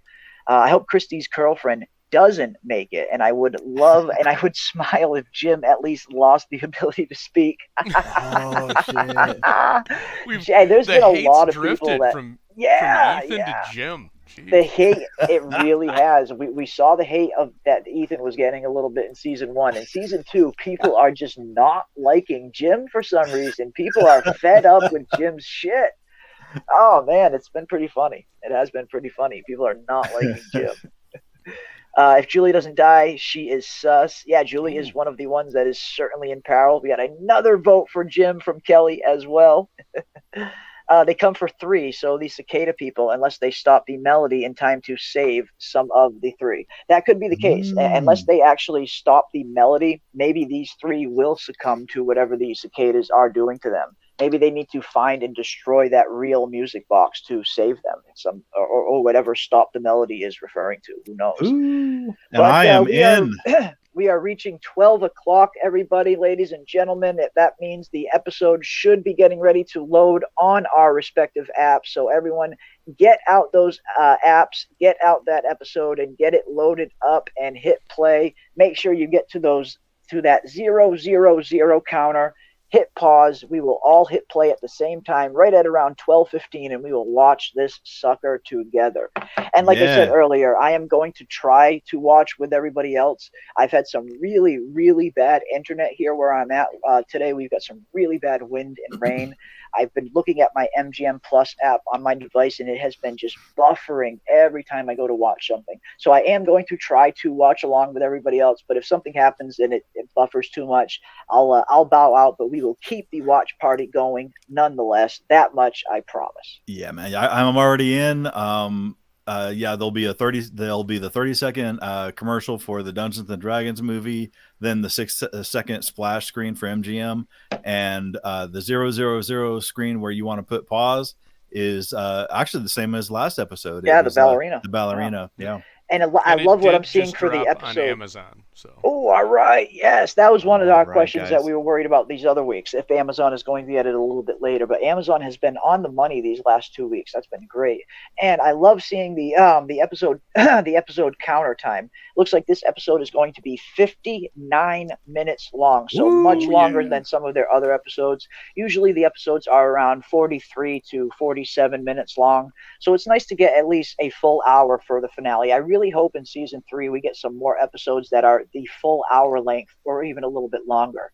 You look back at some of these shows like Game of Thrones and Lost and some of the other big shows, every time you get to the premiere and the finale, you usually get really long extended episodes. I would love to see the season finales of From be 90 minutes in the future. That would be really cool. But at least we're getting a little bit of an extended episode with this finale. 59 minutes, 13 seconds, much longer than the usual 46 minutes or so that we usually get. So absolutely, sure, let's do this. We are 13 minutes away, everybody. Now, if you are going to be watching with us, we are going to hit play at the exact same time, or at least we try to every week, at exactly 12:15 Eastern Standard Time. So exactly 13 minutes from now, we will all hit play and watch this thing together at the same time. So now is the time. If anyone wants to go out and hit up the bathroom, get some snacks, some drinks, now is the time. We got about 13 minutes to get situated, and then we will light this candle.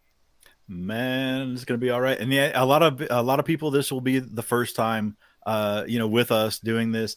We just And started welcome doing this to a few everybody. weeks back. Yeah, man. Just kind of on a lark. Jeremy It was said, on a well, whim. give Yeah, it a it was on a try. Yeah. whim.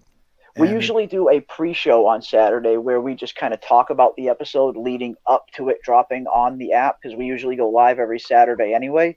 So it got to a point where a few people were asking us in the chat to stay live after the episode loaded on the app. So we figured, let's try and give a makeshift version of the watch party a try. So the next week came around and we all hit play at the same time and kind of watched the episode live, and it was an absolute blast. So yeah, that's what we try to do here. Have a little bit of fun watching the episode together, and then we can react to it afterwards. And of course, tomorrow night we have not tomorrow night, but Monday night, we have our very much in-depth after show where we will be diving even deeper into the finale on Monday night. We try not to go too spoilery after we watch it tonight, just because we know not everybody has a chance to watch it with us. But Monday night will be heavy spoilery discussion on the finale, and I'm really looking forward to the after show there. It's going to be fun. But yeah, here we are, everyone. We got about 11 minutes to go before we light this candle. I love it. For sure. Get those drinks refreshed. Get your snacks. Get everything set up, because we're going hard at 12:15. No more delays. all right, you spend the night in the box. Yeah, or you're going to spend the night in the box. And that's the thing. You get Jade, to cut carrots with Dale. Yes, from 12:15, we hit play, and we let the recap play and everything. We even let the intro play usually. Just that way everyone can kind of be on the same playing field. Everybody syncs up at 0. We all hit play at the same time. And yes, I usually let the recap play, and I also let the intro sequence play as well. But yes, that is where we will begin the party. And welcome to the party, everyone. It is so cool to have everybody here. I'm really looking forward to seeing this series finale. And like I said, I'm going to try and watch along with everybody else. But if my internet fails me at some point during the stream, of course, I might have to bow out. But the watch party will continue regardless. That much I promise. Absolutely. Yeah, and one good thing about watching the recap and the intro is even if somebody's a few seconds off or whatever, we also mention when the music ends for the title, the title music, so that if somebody's a few seconds off, you can get right exactly where we are. Because I mean, it'll be weird when we're experiencing something like when there's a scare or a shock or something, and somebody's like 38 seconds ahead of us. It's like, wait, what are you reacting to? So yeah, it's but what, 7 minutes away, so that's good. Yep, we're about 7 minutes away, everybody. Somersault, I always sing the intro, and if I had a boat.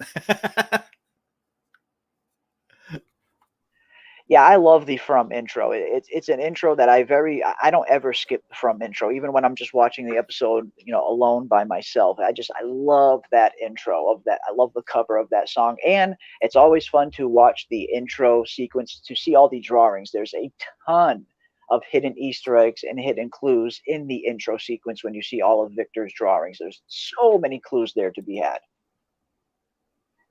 So yeah, I don't like skipping the intro myself personally. I like watching it, and of course you get that awesome song from the Pixies as well. So it's a win-win. Yeah, the pictures, as Christopher Cohen. Yeah, you get to see all of the pictures. Is that Fatima and Ellis in the intro music? I think it is. If you're referring to the painting there, where the painting that we see at the end, because that very same painting we have seen in Fatima and Ellis's room. It looks like that was a painting that Ellis himself painted. At least that's the gist that I got from that. 8 minutes or 13. It's on now. Yeah, it should be loaded up now on the app. If you are an MGM Plus member, you should already have access to the episode. We're just giving everybody a few minutes to get situated. If if you have time to go to the bathroom, get a drink, snacks, whatever you want to do, we're just giving some people time to get situated. And in exactly 5 minutes and exactly 7 minutes from now, we will be hitting play at the same time, and we will be watching this together right at exactly 12:15 Eastern Standard Time, which is just a few minutes away now. Yep, So, and yes. I think that dude Mo in the chat is also on Prime, or at least it seemed like he was on Prime. Yeah, it's at like 8 seconds for me as far as where I'm lined up and waiting to go. You get that initial little MGM splash screen. I wait until just after that fades away, and then I pause, and then when we say go time, that's where I base it off of. Yep, I pause it at 0000, and you see the 59-minute counter right after that. And what you should see on your screen is a picture of the ballerina if you are at 0000. Let that first little 6-second ad play, and then it should take you to the full episode, and it starts with the recap. It'll say It starts with the previously on From. That's where we hit pause, and we all hit play at the same time from there on.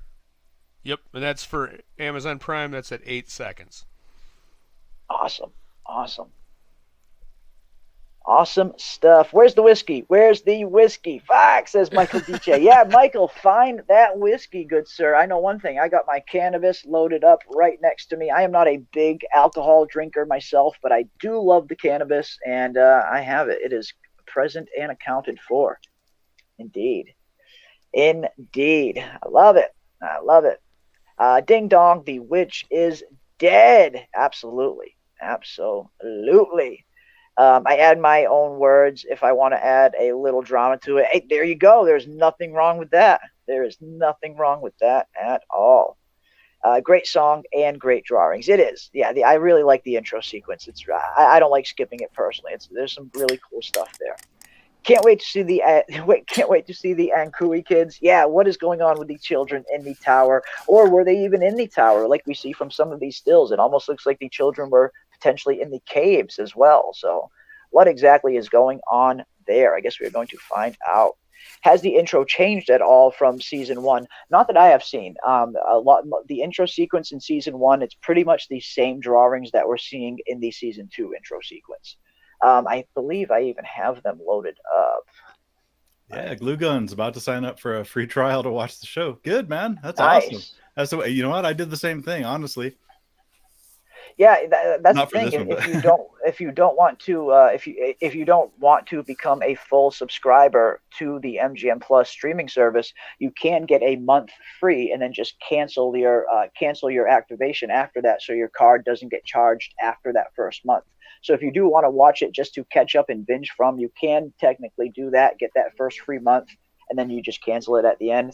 I would suggest keeping it personally, just because MGM has a ton of other really good shows. From isn't their only gem by any means. They got Chapelwaite. They got a ton of other really good shows. Domina starting back up, which looks like it's going to be a really good show based on ancient Rome. So there are some really, really good gems to be had on MGM Plus. From isn't their only good show. It's definitely their best show, but there are some other good gems to be discovered on MGM Plus. And it is pretty cheap. I believe it's only $5 or $6 a month. Much cheaper than Netflix or an Amazon Prime, for sure. And most of the other streaming services.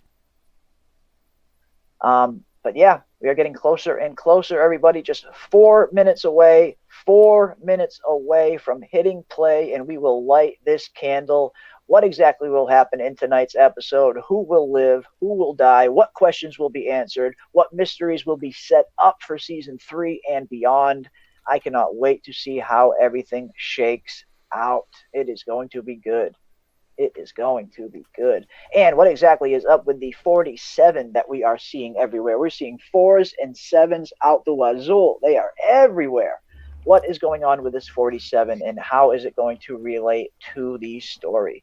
Tons of questions that still need to be answered. And like I said, I do believe we'll be getting some answers for some things, but I believe they're probably going to be leaving a lot of stuff open for season 3 and beyond. And I am expecting season 2 to end on the mother of all cliffhangers. If this episode doesn't end I'll be surprised. I really will. I will be genuinely surprised if this episode doesn't end on the mother of all cliffhangers. I it have a feeling has that's to. where it's going. It It's going to be has one of to. those It oh has to. shit moments. Oh yeah, yeah, and even with a longer run time, I have a feeling that those closing credits are going to creep up on us, and just catch us off guard. Let's see, Glue Guns and Roses. Okay, I'm MGM Plus. Do I start this at 000? Yeah, Yeah, it'll be get to zero. Yeah, get to 000 and just hit pause. You should be at the beginning opening screen, and you should see the ballerina box right there. If you see the ballerina box and you are on pause, you are in the right spot. Get loaded up to 000 and just hit pause. And 2 minutes from now, we are all going to hit play at the exact same time, and we will light this candle. Yeah, and the one guy says that on Prime, it's like 8 seconds in. Whatever it is, it's the one with the ballerina. It's previously on From. Yes, yeah, the previously recap. Yes. I got my Monster Energy. I have a feeling that people are going to want to discuss this after the show, so I don't see sleep in my future. We won't go too long after the episode ends. We'll talk about it a little bit. Well, we won't go too late. That way we can go really, really deep, in depth Monday night on this finale, and it's going to be fun. And of course, I will probably have my episode 10 review up on the channel at some point tomorrow. Yep. So just to recap, since Glenn Glues and Roses mentions it here, for Prime members, 8 seconds is after the MGM Plus splash screen on Prime, and then you end up with the previously on From showing the ballerina right at 9 seconds. So if you just start at 8, you're perfect time. Awesome stuff. 1 minute. Awesome stuff. We're getting closer and closer, everybody. The finale is almost here. Hopefully everybody is loaded up and on pause and getting ready to light this candle pretty much. There's nothing else to say other than let's do this. Minutes away. Quick though, Ravener. You never answered the question. How many deaths? How many deaths in the episode? 4. 4. I'll say 4. So we got 2, 3.5, and 4. I don't have a link myself personally. We can't actually show the episode on screen, unfortunately. I wish we could. There might be a possible way to do it through Discord and I'm gonna look into that for the season 1 rewatch parties. But unfortunately, we can't show the episode actually on screen. So for this watch party, for this type of watch party that we do here, all we do is load up our MGM Plus screens, whether it's on a tablet, phone, whatever the case may be, and we all hit play at the same time. If I had a link to share, I would definitely share it with you. Unfortunately, I'm watching it on the MGM Plus app just like everybody else is. Yep, subtitles on, full screen on my big monitor. So I'm ready, man. It's time. It is time, everybody. All right, we will give it a quick little countdown and we will get ready to hit play. Bruna got the free trial. Awesome stuff, Bruna. Glad that you are getting that free trial. It is awesome stuff. Yeah, like I said, even if you just want to get the free trial and then cancel it at the end of the month, that way you don't get charged. You'll get a full month of MGM Plus where you can catch up on From and all of the other good shows that it is available on it. And who knows, maybe at the end of the month you'll want to keep it, which is a good choice. It's a really good streaming service. So I fast forward to the end of 9 episode. If you're talking about episode 9, we're starting from episode 10 on. So load up episode 10. Make sure you're at the 000 mark, and we will all hit play here in 1 minute. It is going down, y'all. It is going down. Now, what is going to happen in this finale? What answers are we going to get? I guess we are going to find out. And if everybody is ready, we are going to light this candle. I will give it a quick little 5-second countdown, and we will all hit play in 5, 4, 3, 2, 1, and play. Let's do this. Let the watch party commence.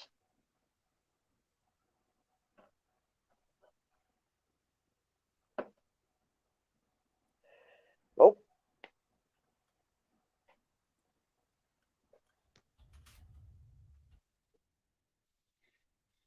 Oh. That got me.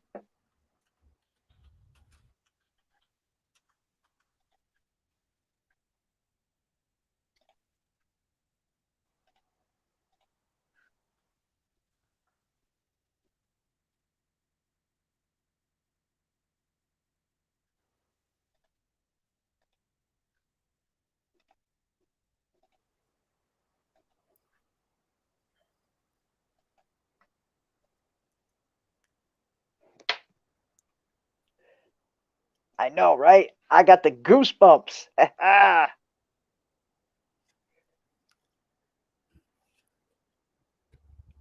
What is up, Fitch09, and welcome to all of the new rivals. If you are just joining us for the watch party, we have just started to hit play. Sync up your devices and join us.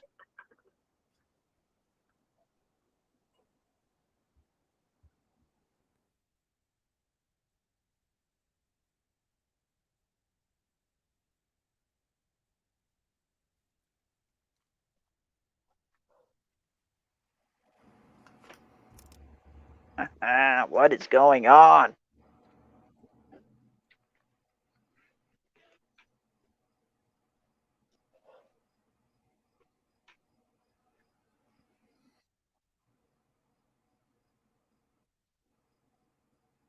That's no problem. I end up falling a few seconds behind too because mine buffers every once in a while because my bad internet. If you're a few seconds behind, totally cool.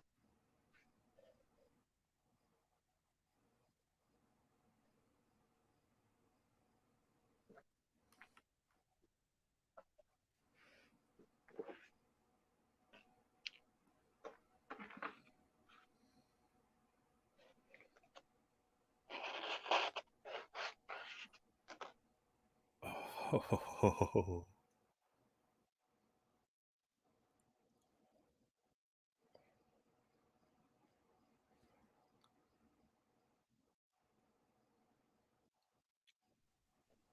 Yeah, Jade's seen some better days, huh?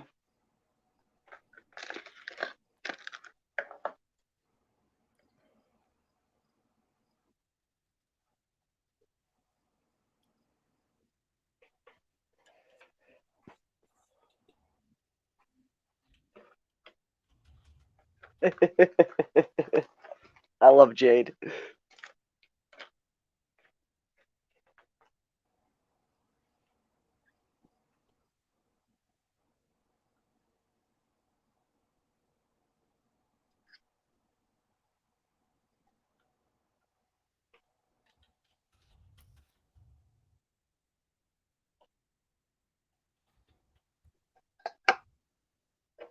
Uh-oh.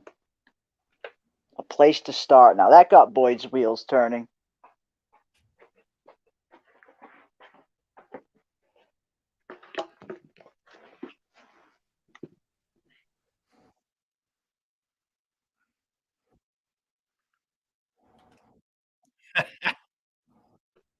Ah, Dale's back. Dale!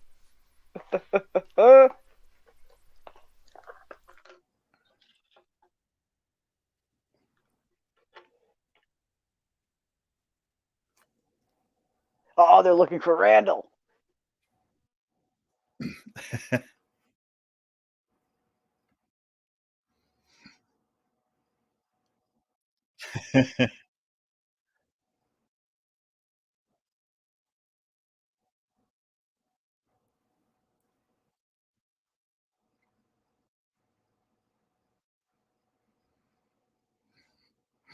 Mm.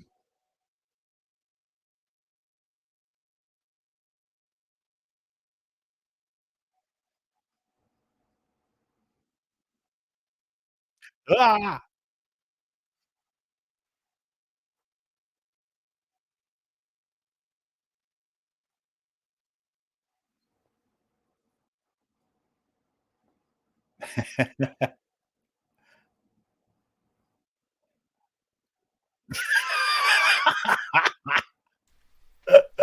Dude!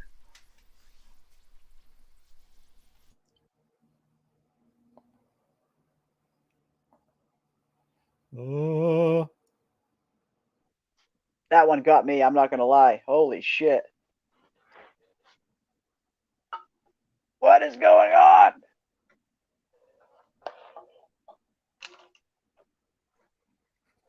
What is going on?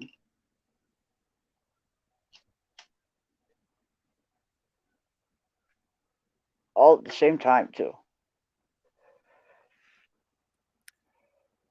Whew. Whoo!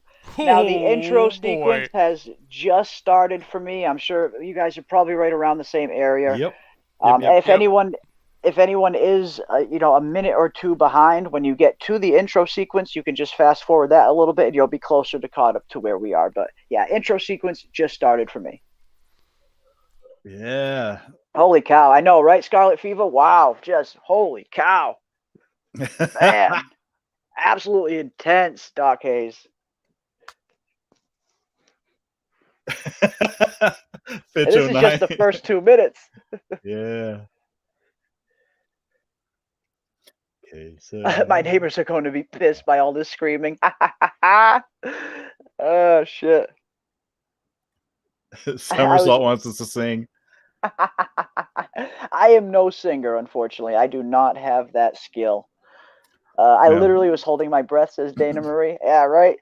You have a face for radio and a voice for print. Yeah, are they turning creative solutions? It could be. Are they turning into monsters, perhaps, or are they turning into maybe something else? Who knows? Maybe. Dale not built for a joint though through the woods. Yeah, Dale is not built for a jaunt through the woods. It's not his forte.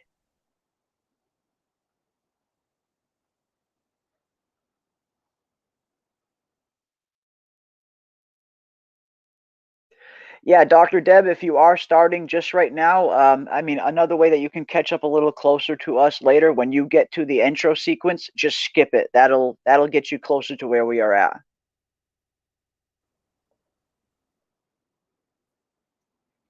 And the intro just finished now.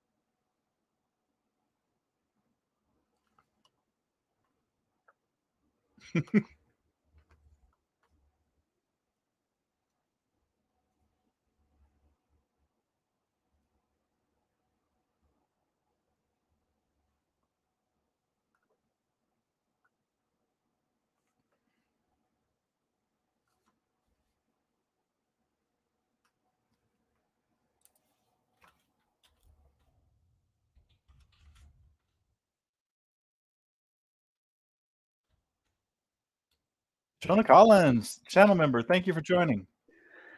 Oh, wow. Thank you so much for becoming a member and welcome to the channel. Awesome. Thank you for joining.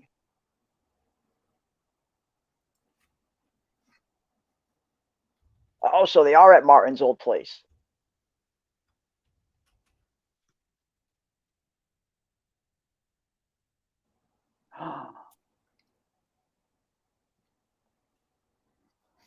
Mm.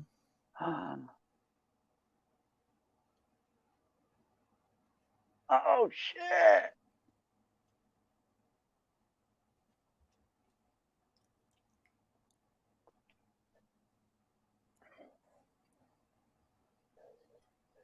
Oh crap.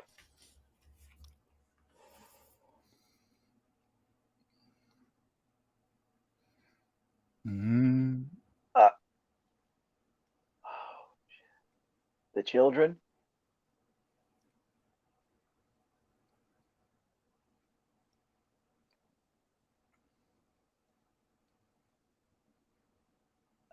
What?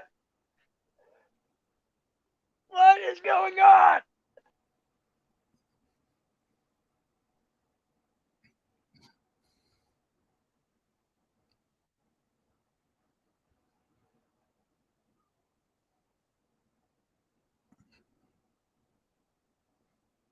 Oh shit.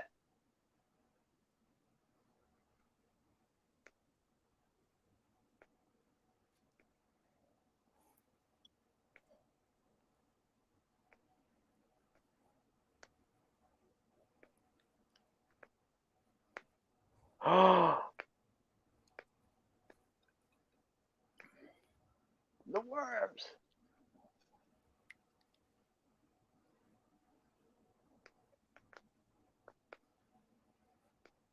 Oh shit.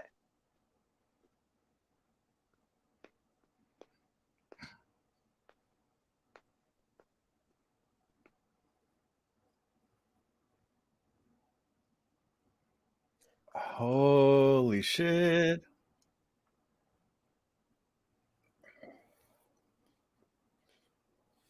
Oh shit.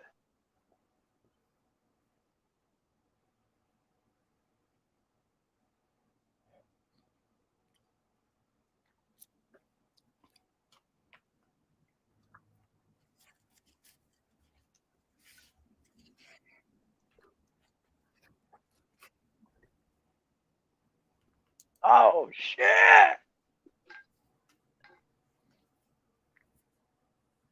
Whoa, ho, ho.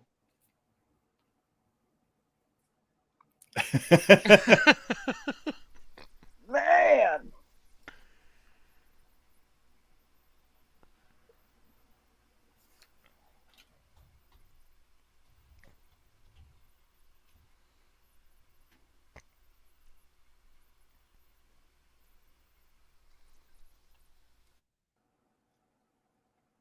Whew.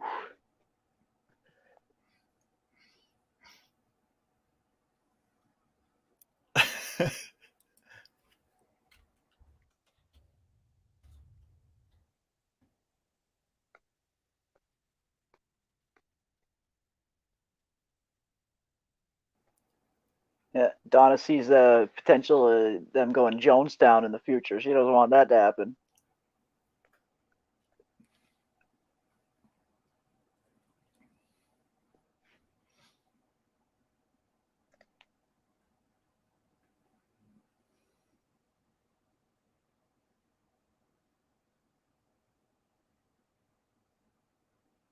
Yeah, it's looking like Boyd was indeed used to bring those worms back to town. It is looking like that, indeed.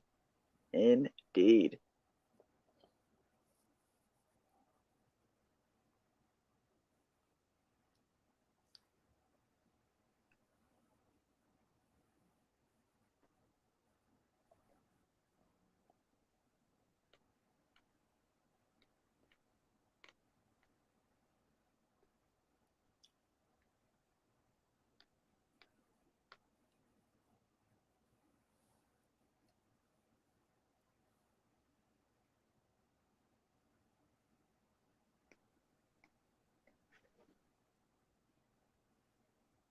It got excited when it touched your arm. I think it means the worms. No, the cicadas when the cicadas touched Kenny's arm in his dream. Oh, you think that was referring to Kenny? Oh, yeah, yeah. Oh, yeah, yeah, yeah. You're right. It got excited when it touched your arm. Kenny kind of grabbed his arm in that scene. Ah, man.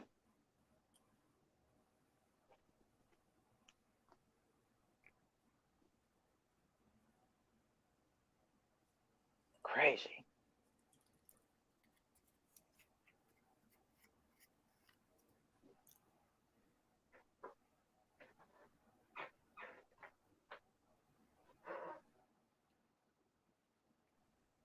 Yeah, maybe Martin wasn't as benevolent as we thought.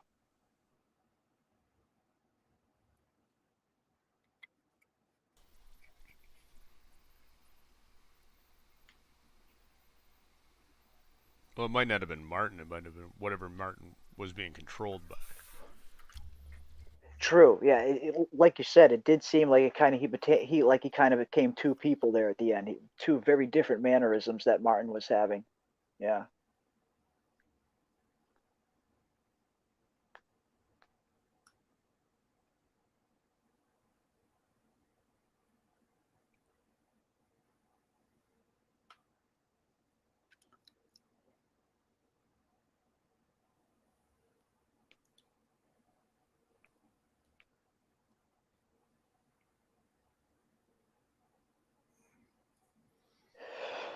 Oh shit.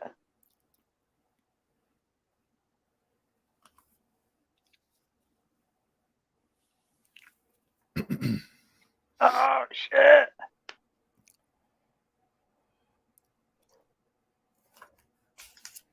Yes, we are actually watching the episode on the MGM Plus app. If you are a member of MGM Plus, a paid member, the episodes are usually available right at midnight on Saturday, and we all just started hitting play around 15 minutes ago, 16 minutes ago.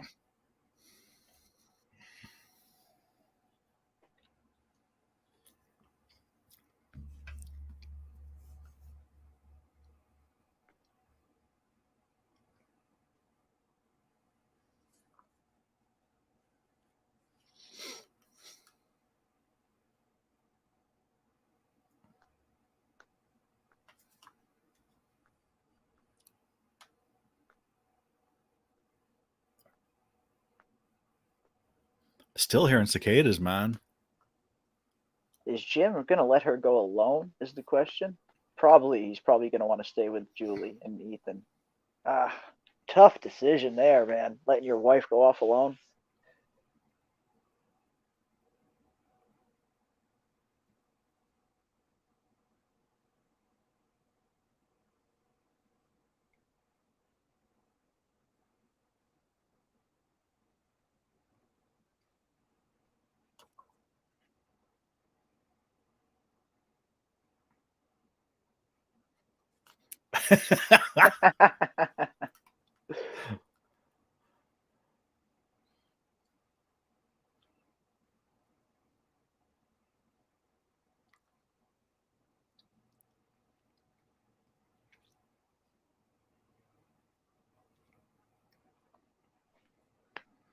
Whew.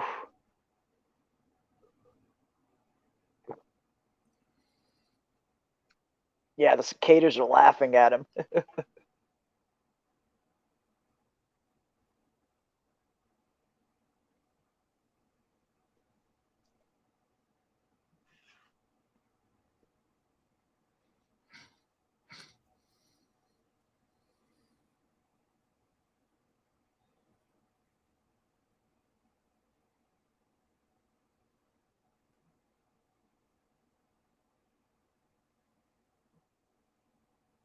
Reggie.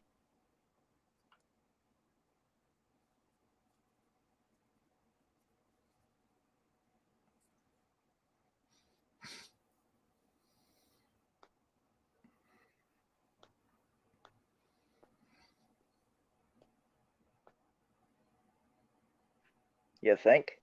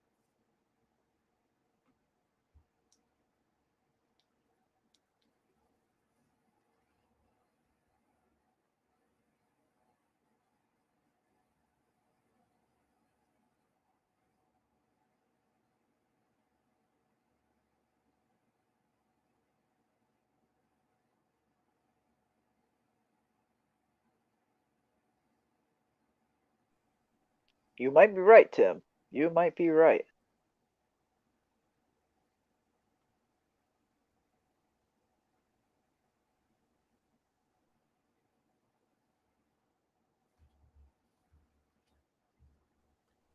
Uh-oh. Are we seeing the red wedding from style forming here?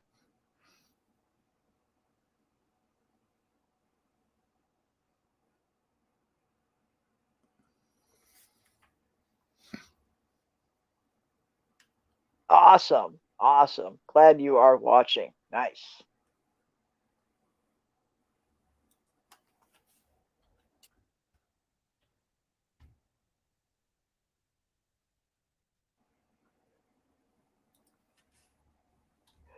handled it like a champ. We break, like as in people's constitution. That, or maybe physically break, like how she physically broke. Maybe it could be either or.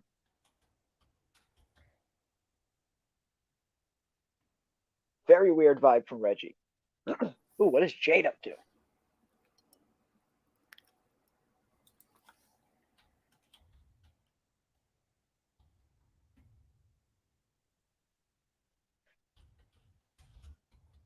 What is up, Fromily? It is good to see everybody hanging out here. We are doing our watch party right now. We are about 21 Oh minutes shit! in. Oh shit!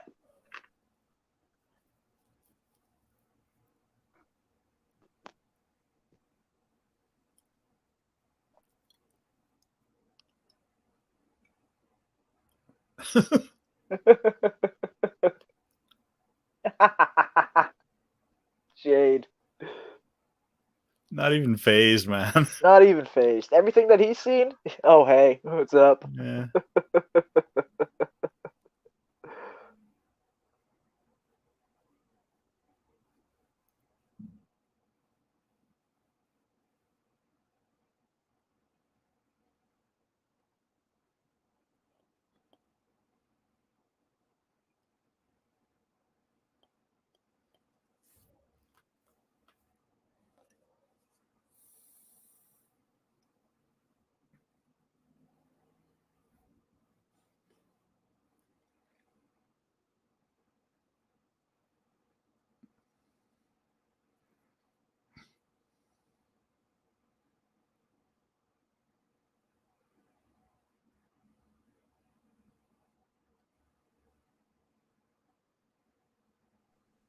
Yes, bottles in trees and a lot of cultures are represent to capture evil spirits inside those bottles. Yes.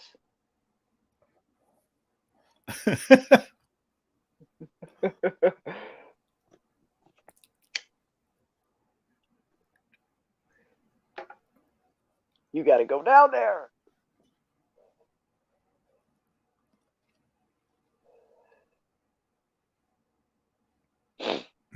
Ah, Mm. man.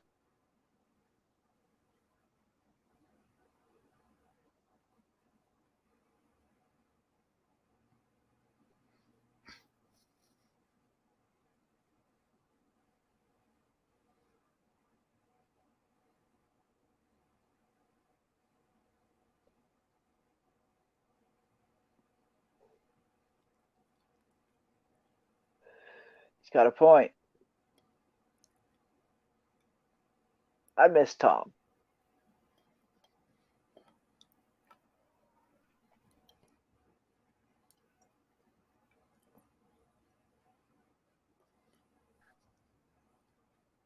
I, you might be right. Are they even imaginary?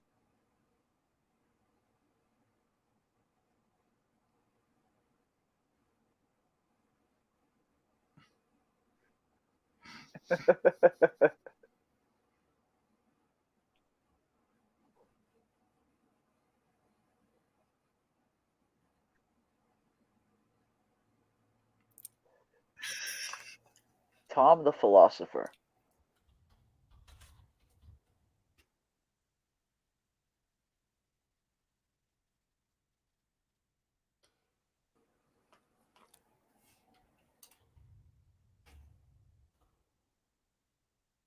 Whew. Great scene. Great freaking scene.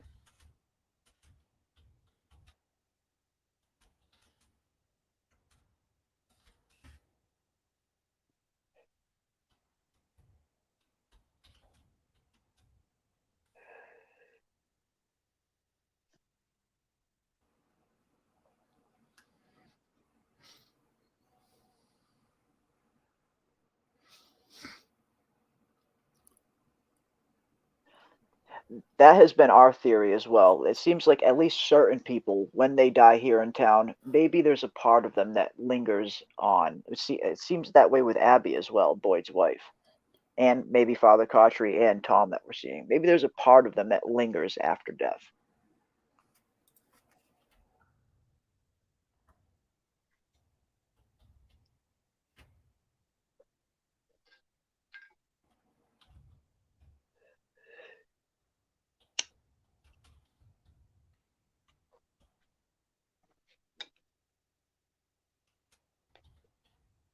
Uh-oh. You doing, sus, Reggie? Oh! Yo! Whoa.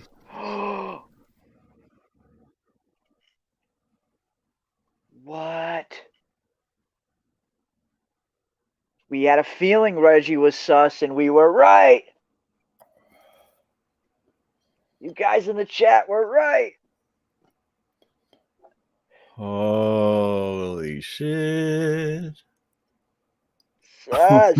Reggie is sus.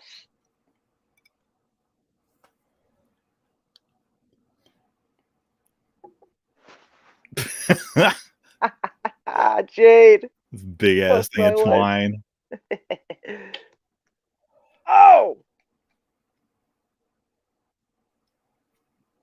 In the belly of the beast now.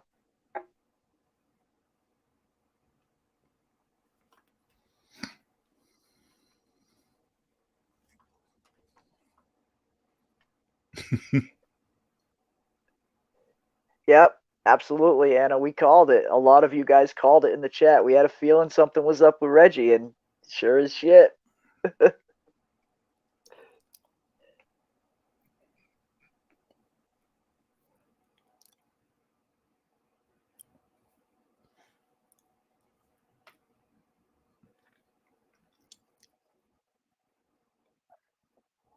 Oh man.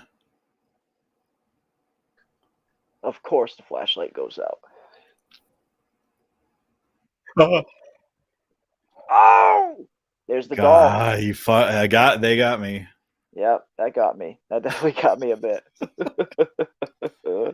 This show is very good with their use of jump scares. The same creepy doll that Victor was afraid of.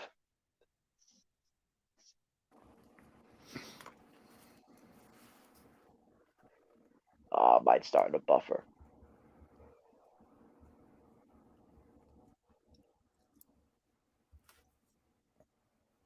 Oh, don't tell me this.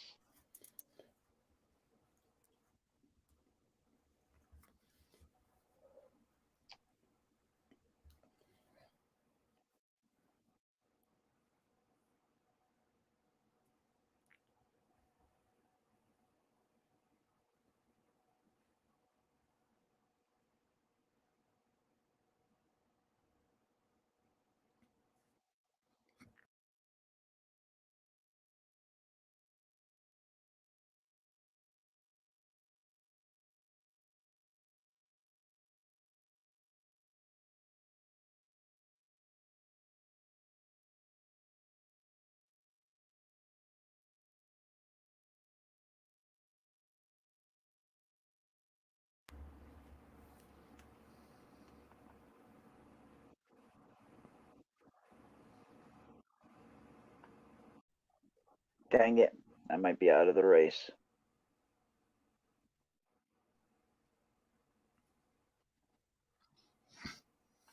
Damn internet.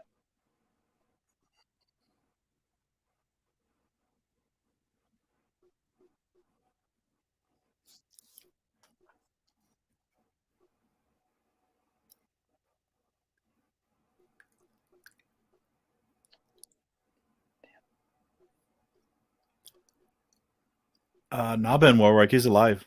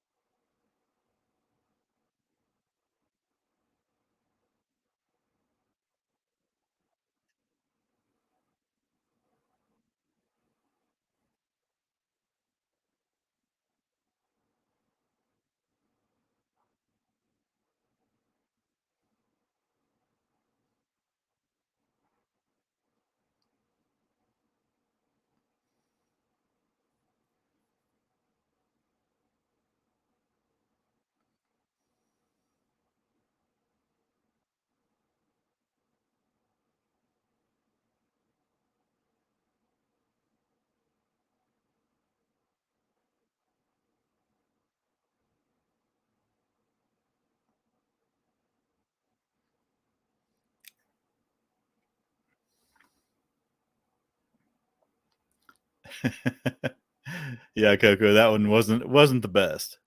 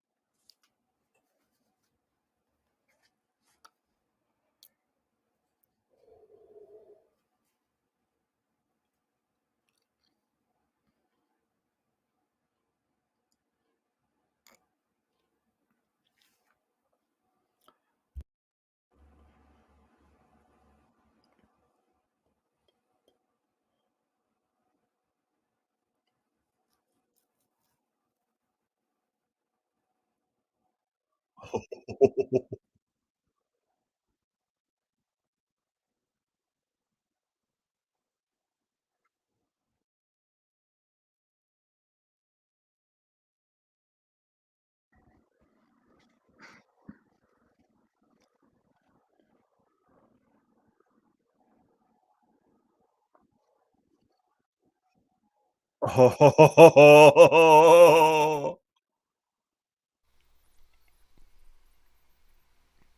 Whoa.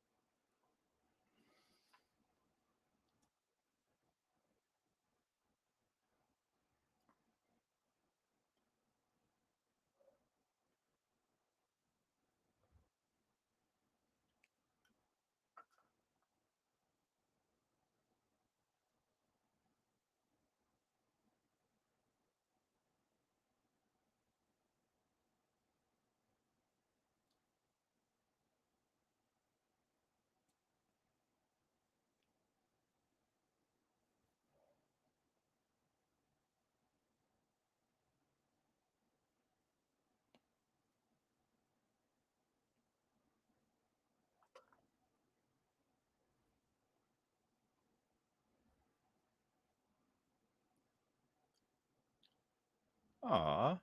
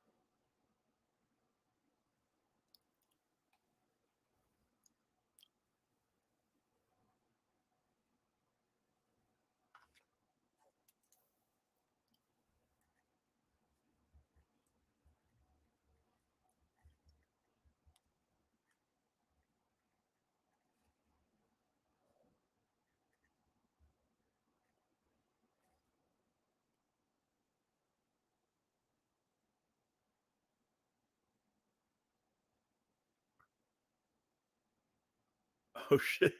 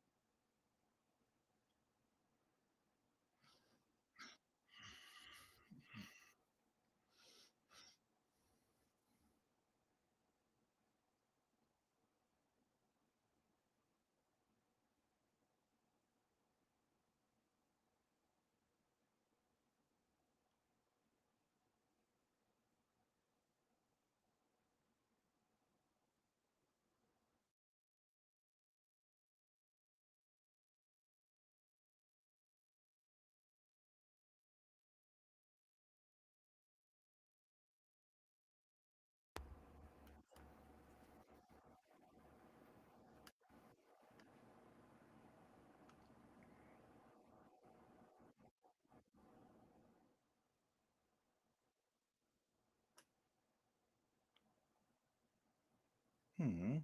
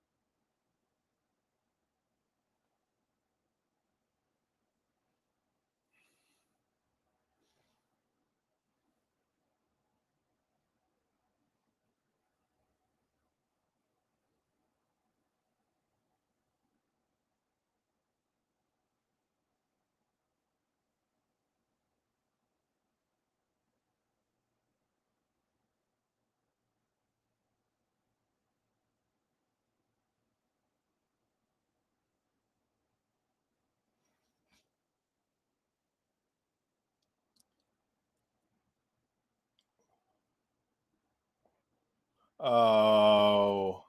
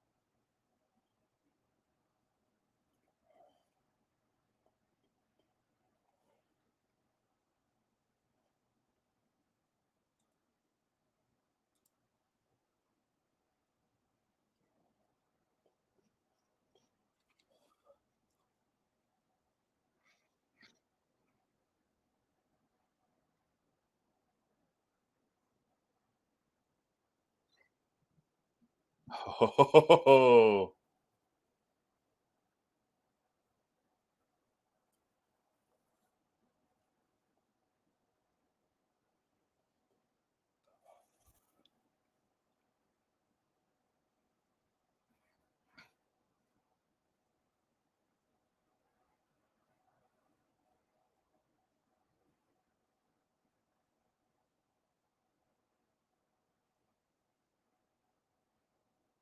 oh shit. Whoa. Whoa.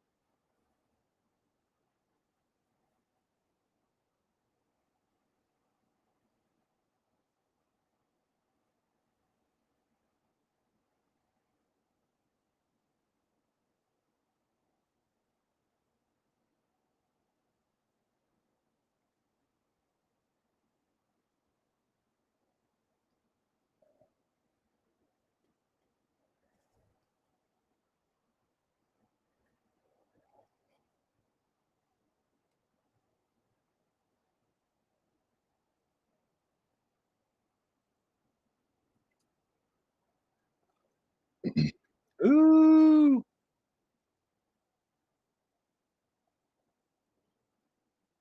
Here we go. Here we go.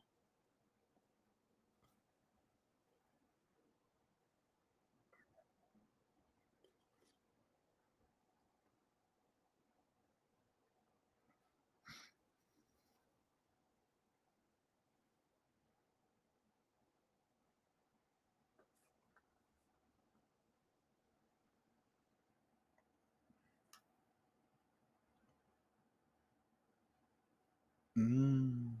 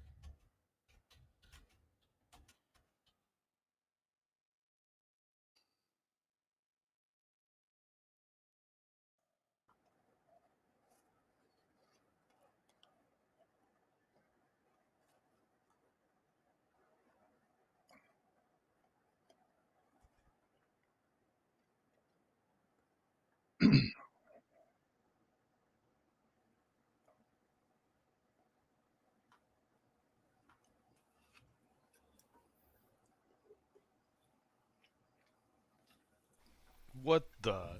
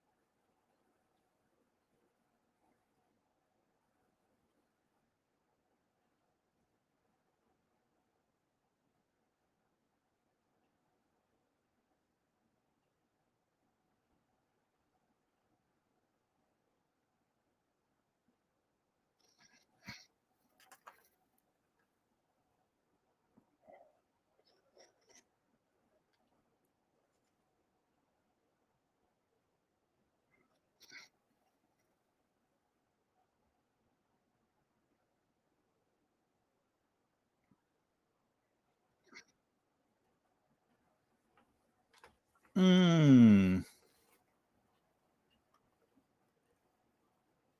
All right. Yeah, man. I'm sorry we're like paying attention on the show, but man, chill out in the chat if you could, please. There's a lot of disrespect, man. Just fucking easy. Take it easy. I just finished. I Sorry, man. For like the last 10 minutes, I've just been focused on the show. I didn't even check the chat, but wow, wow. Yeah, unfortunately for me, my stuff started buffering around 30 minutes. I was at around the 30-minute mark, right when Boyd was in Father Cochrie's church, and it started buffering for me, and it just would not stop. I ended up giving up. So I still need to watch the whole second half of the episode. So be careful on the heavy spoilers until then. But yeah, judging from some of the reactions I've seen in the chat, it was a very good finale that did actually provide some answers, I'm gathering. So I cannot wait to go finish this episode, and I cannot wait to dive into this. And that's one thing. We will dive heavily spoilery into this episode on our usual Monday night after show. We do our after show every Monday night at 10 p.m. Eastern, and we will dive very, very deep into this episode, and it will be more spoilery heavy. But for now, try to keep the spoilers to kind of light minimums as much as possible for people who haven't seen the episode. But yeah, it seems like it was a very satisfying finale. Would you guys say we were satisfied overall with it? Yeah, man. I mean, it's one of those things. I mean, we still don't know anything really. I mean, do we believe that last scene? I don't. Realistically, so yeah. I mean, a lot of stuff happened in the town. Did we get a cliffhanger ending? Oh yeah. I knew it. I called There's it. no I knew answer. it. Yeah. I There's knew no, it. Yeah. I knew it. You know, earlier there was when Tom was talking in the bar, he made an allusion. And shout out to Tom, seeing Tom again. That was so cool. I miss Tom. No, for sure. But he mentioned the trolley, the trolley experiment, and the trolley problem. And the trolley problem is it's a classic ethical dilemma. And there's a runaway train on a trolley, and you're standing at the switch, and you can let it run forward. And if you don't throw the switch, it's going to hit a bunch of people and kill them. But if you throw the switch, then you can kill just one person's going to die. There's just one person on the track. But then you're directly responsible. If you don't do anything, it's not your fault. But if you throw the switch, then that one person dying is your fault. And it's what's the better? It's the old Star Trek. The needs of the many outweigh. Do the needs of the many outweigh the few or the one? And I think that framed up everything that was going on in this episode after that really, really well. Okay, And so that was a little foreshadowing of the theme that the rest of the episode was going to take. for sure, I think so. At least that's how I All took right. a lot of what they were throwing out there, and it was really through the eyes of three separate characters, Boyd, Jade, and Tabitha, in how they're interpreting that. And one chose to throw the switch, one chose not to throw the switch, and the other one tried to derail the train. So it was Yes, I cannot wait to. I can't wait to finish this episode, man. Yeah, man, yeah. Like I said, it started buffering for me right around halfway through the episode, right around the 30-minute mark. It started buffering, and it just would not play for me. I tried switching devices and everything, and it wasn't my night. It just was not Right. my night, ladies and gentlemen. I am sorry. It's my internet failed me on this night. But yeah, I cannot wait to finish this episode, and I cannot wait to dive into it more on Monday night. But let me know in the chat, obviously without avoiding any kind of heavy spoilers, let me know in the chat, were you satisfied with the season 2 finale, and were you satisfied knowing that were you happy Ethan, with the few chill. answers it did provide? All right, there you go. Yeah. No, there.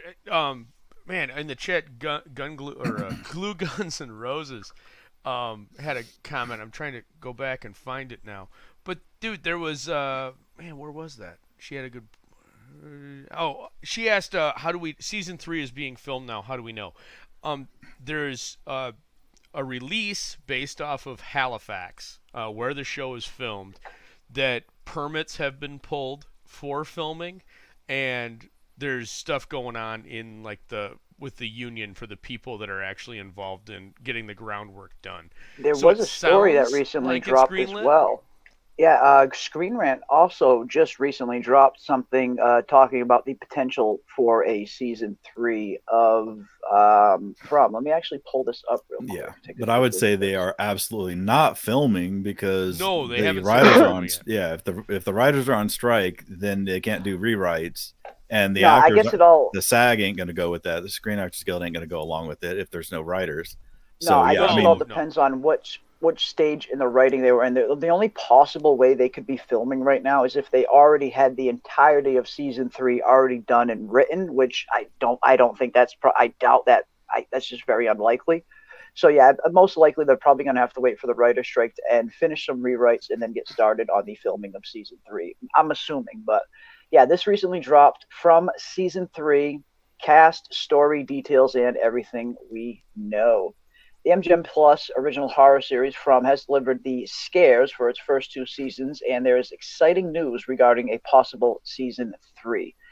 Debuting in 2022, the story follows the denizens of a mysterious town who are compelled to stay by powerful forces. Slyly strange and always creepy From, impressed with its acting, the first season of From was mostly slipped under the radar, but the series was nominated for 2 Saturn Awards. All right, great. Let's get to the season 3 talk, please. From season 3 is not yet confirmed. With the second season just wrapping up, no words come regarding the fate of From season 3, though the show hasn't been officially confirmed.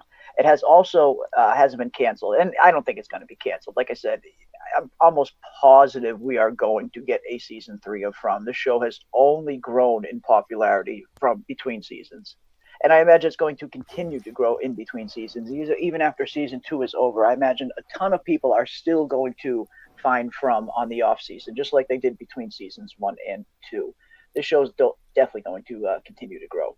Though Epix and MGM Plus have been tight-lipped about From season 3, the official website for the LATSI of Local 849 Union, based in Nova Scotia, where the show films, lists the show under their current production banner. What it is unclear whether physical production has started. This site does list the show's status as greenlit. So according to, of course, this is definitely an unconfirmed report. Until I hear something from MGM and or the show directly, you always want to take things with a grain of salt. But according to this unconfirmed report from, what could potentially be pretty reliable sources, if they are based in Nova Scotia, which is which is where a lot of this filming takes place. Apparently the show is scheduled for greenlit. So, like I said, I'd be super shocked if we don't get a season 3. Season 3 is probably going to be coming. It's just a matter of them officially announcing it. And I have the feeling they're probably waiting for the writer's strike to end before they announce anything. Yeah. And I mean, and as far as like spoilers and stuff, I mean, that was, like I said, that came out when there was the cast list, like the names of the characters in the episode. So it could be pretty easily surmised, what was happening. And then, of course, when the leaks with the subtitles or the closed captions came, but we still don't know. I mean, even knowing that, we still don't know, the significance of it. I thought, I didn't mind it, man. It was pretty tense all the way through. I mean, I can see, the chat, it seemed to be a little bit split, or at least some of the people are, vocal about it, at least, the people. Well, that's the mark of a good show. You get a good audience that's kind of split down the middle. Are they satisfied? Are they not satisfied? Did they feel like they got enough answers, or do you feel like there wasn't enough answers? But yeah, I like this from Glue Guns and Roses. Yeah, definitely give us the thumbs up or the thumbs down in the chat. Were you satisfied with the season 2 ending? I definitely would love to know what the chat thinks, without giving any spoilers away, of course. And like I said, our Monday after show will be very much spoiler heavy. So I would love to see a lot of you guys come back and hang out with us for our Monday official after show, and we will dive even deeper into this finale, into deep, deep spoiler territory. Because by Monday night, I'm sure a lot more people will have had a chance to watch the episode, and we will go very deep into it. But for right now, were you satisfied with the finale? Yes or no? Give me a thumbs up or a thumbs down in the chat for sure. Let's see. Oh, I see a lot of thumbs. I see a lot of thumbs up already. I see a thumbs down from Youth Energy, though. So, yeah, it's a little split always. We got thumbs up from Otherwise. Awesome. Love to see that. All this with the thumbs up. Very, very nice. Yeah. It was weak, says Puerto Rican. We got another thumbs down from Freelance Axe. Okay, so we're getting a little split. Nothing wrong with that. There's nothing wrong with that. That is totally cool. We got a thumbs up. Cocaine Mitch is mad. Cocaine Mitch is mad. Yeah. I mean, I guess it really depends on how much you expected from this one. Yeah. Hey, sure. $10 super chat from Jeffrey J. Bridges. Thank you, Jeremy and team. This has been so much fun. Thanks for the super chat, and thanks for joining us, man. I know it's kind of weird to sit there and be in a chat while like people are sitting in silence watching the show. There's complete silence. It's very awkward, I could imagine. Yeah. But I figured there's probably quite a few people that were actually watching along. Maybe a minute or two one way or the other. So I guess we were all kind of in that boat. But yeah, man, and thank you. We got at least 200 something. My YouTube is never fully updated. Thank you everybody for hanging out with us tonight. It's awesome stuff, man. Awesome stuff. No, and I understand everybody that was upset with the episode. Yes, that's totally cool. Totally, you did not get an X equals Y explanation for anything. We got, like Jeremy said in the preamble for the show. I mean, we got answers to a couple of really key questions. The primary arc of the music box definitely had a conclusion, but man, that we opened up 7 different doors, and now there's even more questions. So I had a feeling that was going to be the case. You continually dive down, and that's it. I understand why people are upset. You want answers. You want things to fundamentally start coalescing into some explanation for what they're dealing with. But the beauty of this is that, you hope, and I think they do have a grand answer at some point. Yeah. But I think if we go back and probably look at everything we've seen from season 1 and everything that we've seen so far from season 2, I think we can probably get pretty close to where they're headed with a couple of rewatches and a review here. Absolutely, absolutely. And that's why it's always good to go back and do these nice rewatches after you have more pieces to the puzzle. I cannot wait to, well, for one, I cannot wait to see the rest of the finale. Unfortunately, I only Right. got to see around the first 30 minutes of it until my device started buffering, unfortunately. But after that, I really am looking forward to going back and rewatching season one and seeing what else we could pick up on a season one rewatch, and then maybe even a season two rewatch as well after that. There's always stuff you're going to miss on that you missed the first go around. So I'm looking forward to that. But seeing a lot of thumbs up in the chat. We, like I said, have been seeing a few thumbs down as well, but it definitely seems like there are more thumbs up than thumbs down, which that's a good sign. That is a good sign. And of course, if you weren't happy with the finale, that is totally cool as well. It's that these things are 100% subjective, but No, it is nice to see what everybody thinks. Yeah, I mean, for a season finale, I'll accept it. If it was a series finale, yeah, I would be pissed off as well. Oh, if I yeah. thought, you know, Yeah. but I, you know, it's a season finale. You knew it was. I mean, if you didn't expect it to be a cliffhanger, if you didn't expect it to leave things unresolved, then you know, this is probably There's no way isn't the they were right going to genre. answer everything. Yeah. You're watching the wrong Right. genre. I was taking notes. I usually do it, you know, with a Word doc as I'm taking notes on an episode. But I was really trying to absorb, you know, the episode as it was playing. So I was writing down notes, and I can't even read my own writing. I was like, what is this word? It starts with an E, and the last is a Y, but I don't know what I put in the middle. So I have no Tatted idea. CJ is going to go get a From tattoo after that one. There you go. So yeah, it's That's it awesome, seems like dude. a lot of people were digging it. So that's good. That is good. It's sure. good to see a satisfying season finale for sure. Right, and Man. you know, I got to compliment the showrunner, or the show creators on this, and the director. That scene in the beginning, where they open the door and Boyd's standing there staring at where Julie lay, that was Yep. fantastic. Really good scene. Really good Just scene. that great shot from behind Boyd, and he's just the omnipresent figure. And this is something it's really well done. They establish the scene, and then a little bit later the door opens and they walk in, and then the camera moves. But they're showing you're entering Boyd's world. It's from Boyd's perspective. POV. Yes. Yeah, Yes. it's just that was so great because they really hit that home as they moved through the rest of the episode. There was a lot of really good Boyd moments.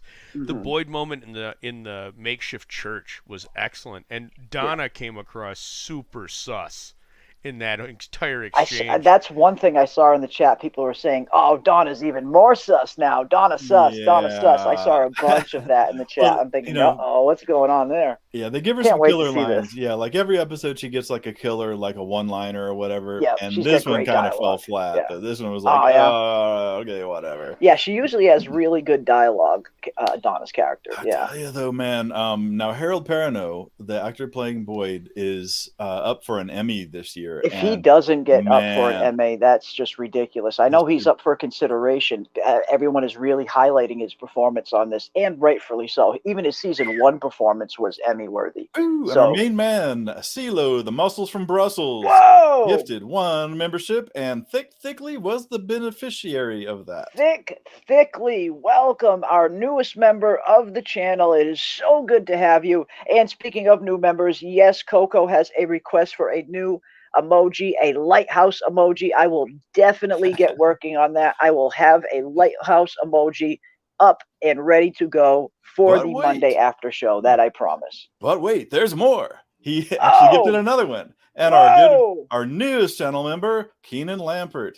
Hey. Keenan, welcome to the channel, and thank you so much, C, for donating the Dude, memberships. That is CeeLo. incredibly generous. You're a Whoa, stud. again! Holy cow!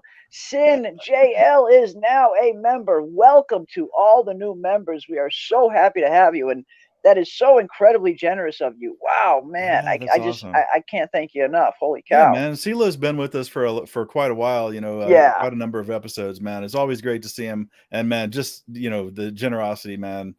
So appreciated, dude. It's so Yeah, cool. CeeLo has already unlocked the month. Month 2 membership badge. So he's been here for definitely. He's been here for a while. CeeLo has been. Yes. Yeah. I mean, just awesome stuff. I can't thank all of you guys enough. This has been insane. Absolutely insane. And Nicole J is already screwing with me in normal fashion. Jeremy, wait till you see the scene with the aliens. I cannot wait. I cannot wait, Nicole J. Bring it on. But I'm looking forward to this. I cannot wait to watch the rest of this episode. I'm going to go watch it as soon as we sign off of this stream, actually.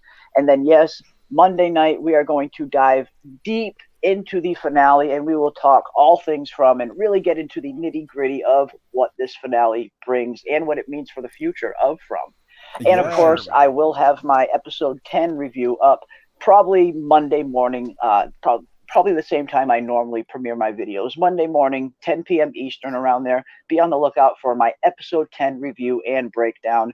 And I cannot wait to dive into this one more. It seems like it was a really, really fun finale.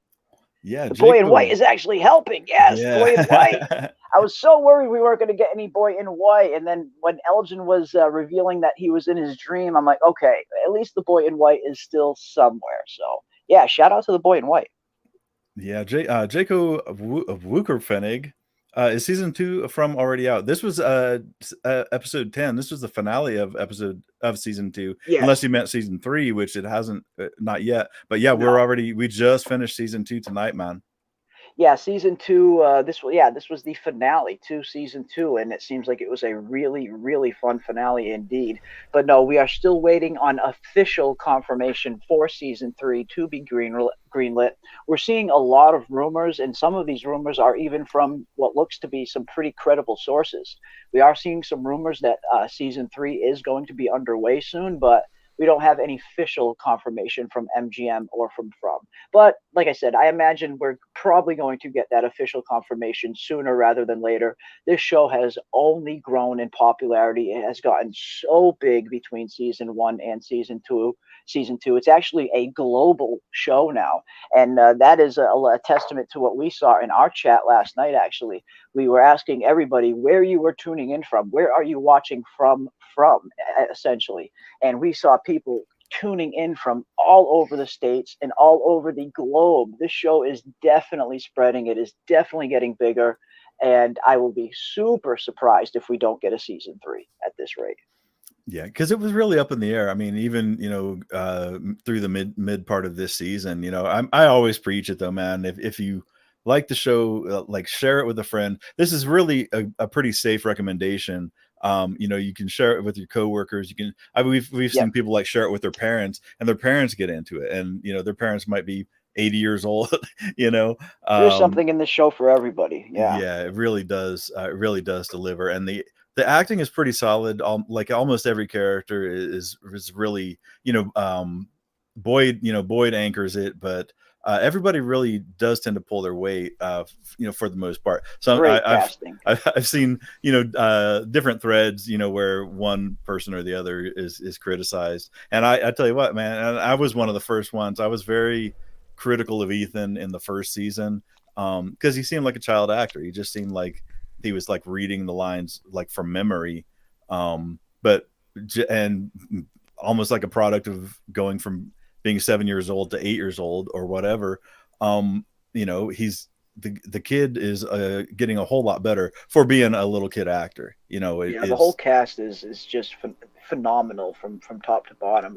And that's what I love about shows like this, where it's kind of an ensemble. Where yes, I guess technically Harold Perrineau's character Boyd is essentially the kind of lead, but this show is very much an ensemble type cast, and I love seeing shows like that because you do see just a great kind of team really doing their thing from top to bottom. And I want to see Boyd, Harold Perrineau's character, nominated for an Emmy, and even beyond that, I would love to see Scott McCord or even Donna's character as well be nominated for maybe Best Supporting. Like the show has just been phenomenal, and it's largely in part to these great actors and actresses that have been just killing it in every scene.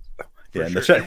Well, go ahead, Ravener. Sorry. I was just going to say, and the chat may or may not know, but the character that plays Dale is the husband of the character of the lady that plays Donna. So imagine how much fun Donna has on set abusing her husband. There abusing Dale. Yeah, that's just, I can imagine how much fun in general it must be to work on a show like this. It just seems like it's a blast to work on this show.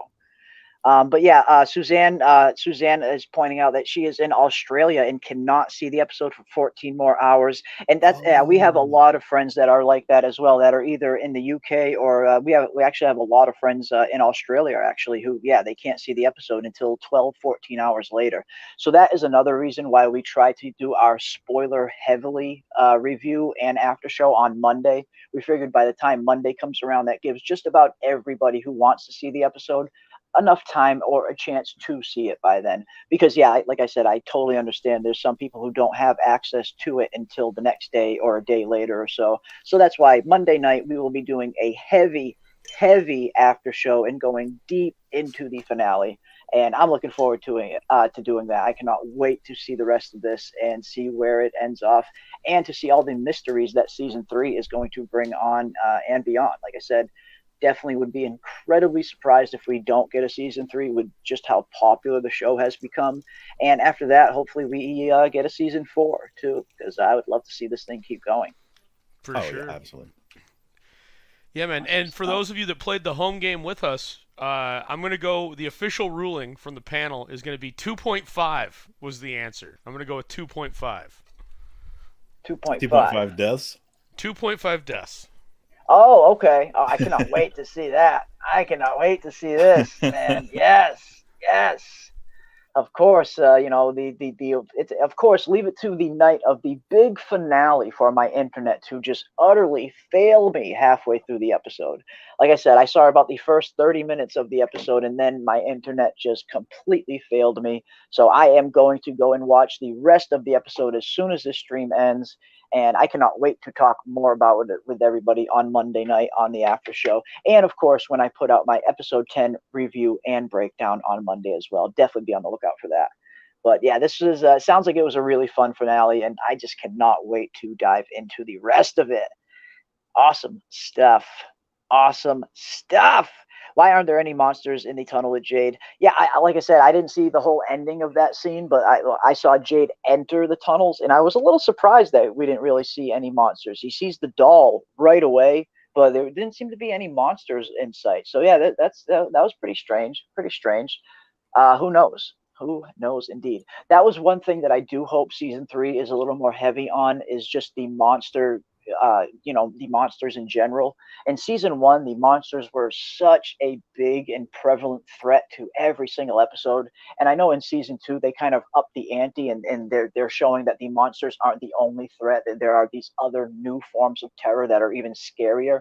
But I would hate to see a point in time where the monsters become kind of irrelevant. I hope the monsters always remain a present threat on the show. So hopefully we get to see a little bit more monster action and monster death in season 3, because we didn't get a whole lot of it in season 2. There wasn't a whole lot of monster action in season 2 compared to the first season anyway.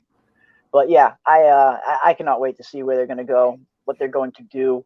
What kind of story threads are they going to set up for season 3 and beyond? It sounds like it was a really fun finale, sure. And at least, like I said, it sounds like you guys got at least a few answers to some things, which is good. That's what you want to see from a finale. A few answers to a few things, but also set up that mystery for season 3 and beyond. Like I said, it is still only the first 2 seasons. A show like this that is the kind of mystery box style of storytelling definitely takes a little while to get going before you get definitive answers. So I'm totally cool with the mystery being kind of mysterious in the first 2 seasons, but hopefully from season 3 on, they'll start answering a little bit more of those deeper questions. And I think they will.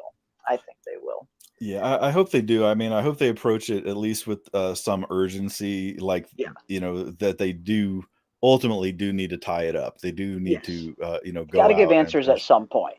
But because I don't know that we could sustain another season like this one. And I mean, I understand what they were going for, and this whole season 2, 10 episodes, really spanned less than about a week of actual time.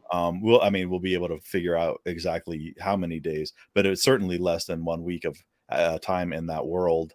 But I don't think that that will be sustainable over multiple seasons. I'm still hoping for 5. I think they've got a lot of story that they can tell. Yeah, I'm hoping for 5 seasons. That would be nice. whatever the case is, you would hate to see a show like this get cut short and not get the proper number of seasons that it really needs to tell this story.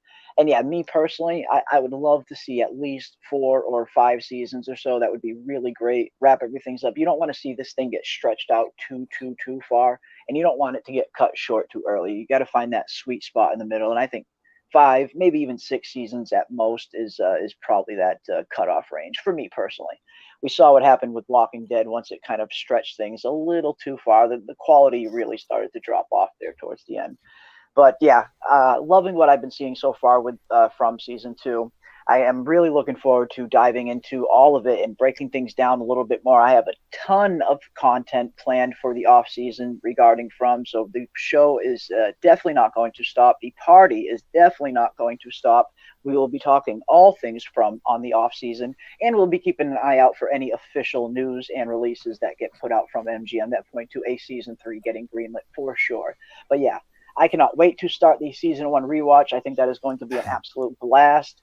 And I have a feeling we're going to pick up on a lot of stuff that we might have missed the first go around. But yeah, let's keep this From train moving. Let's have some fun while we wait for season 3 to come around. Yeah, both Don't Even Worry About It and Ears both said, season 1 and 2 really set up,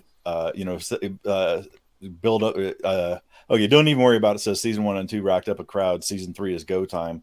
And yes, then, absolutely. That's how it has to be. Season 3 has to really start to put the pedal to the metal and start to really provide some answers. Even if you look back at a lot of mystery shows, like Lost in particular, you don't really get any definitive answers on Lost until you get to at the end of season 3 and season 4 is when the answers really start to first come.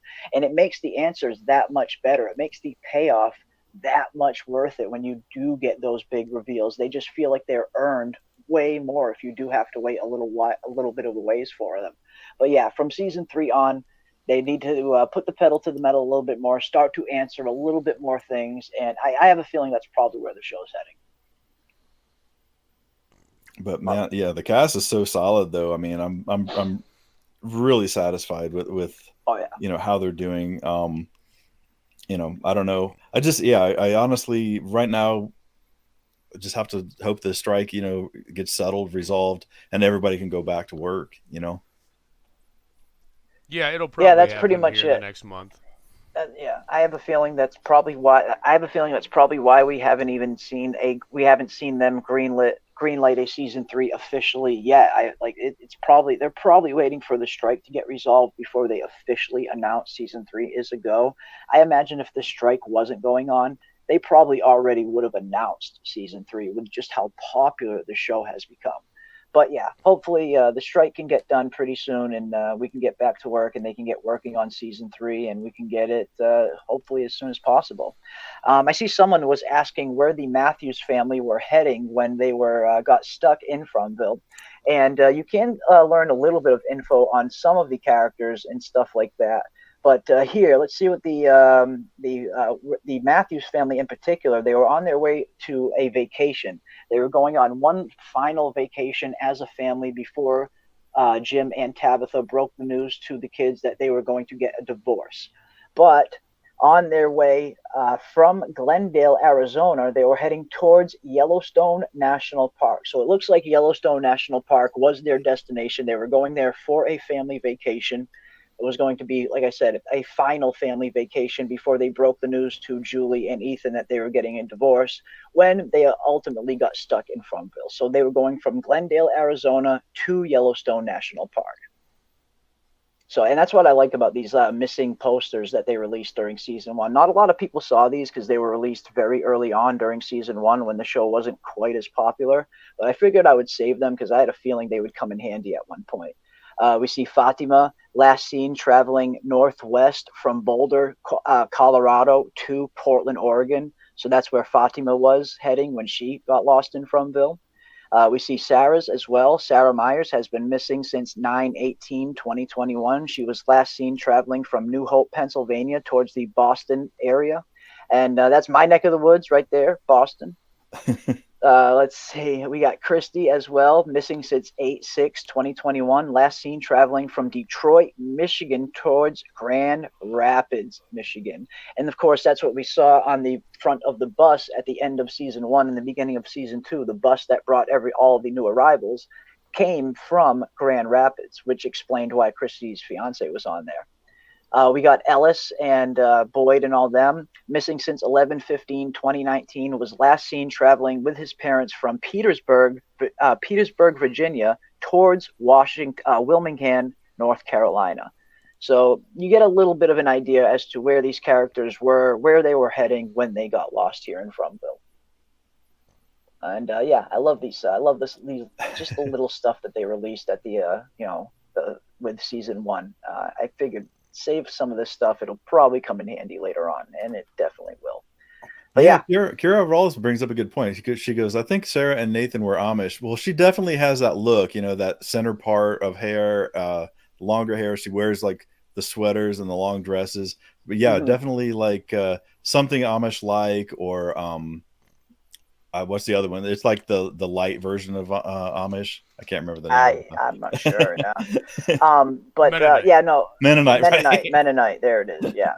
CeeLo's asking where I found these. Yes, these were actually released when season 1 was actually on TV. As you can see, that they still have the Epix logo here and not the MGM Plus logo. This was before Epix was bought out by MGM, and they switched the Epix network to MGM Plus.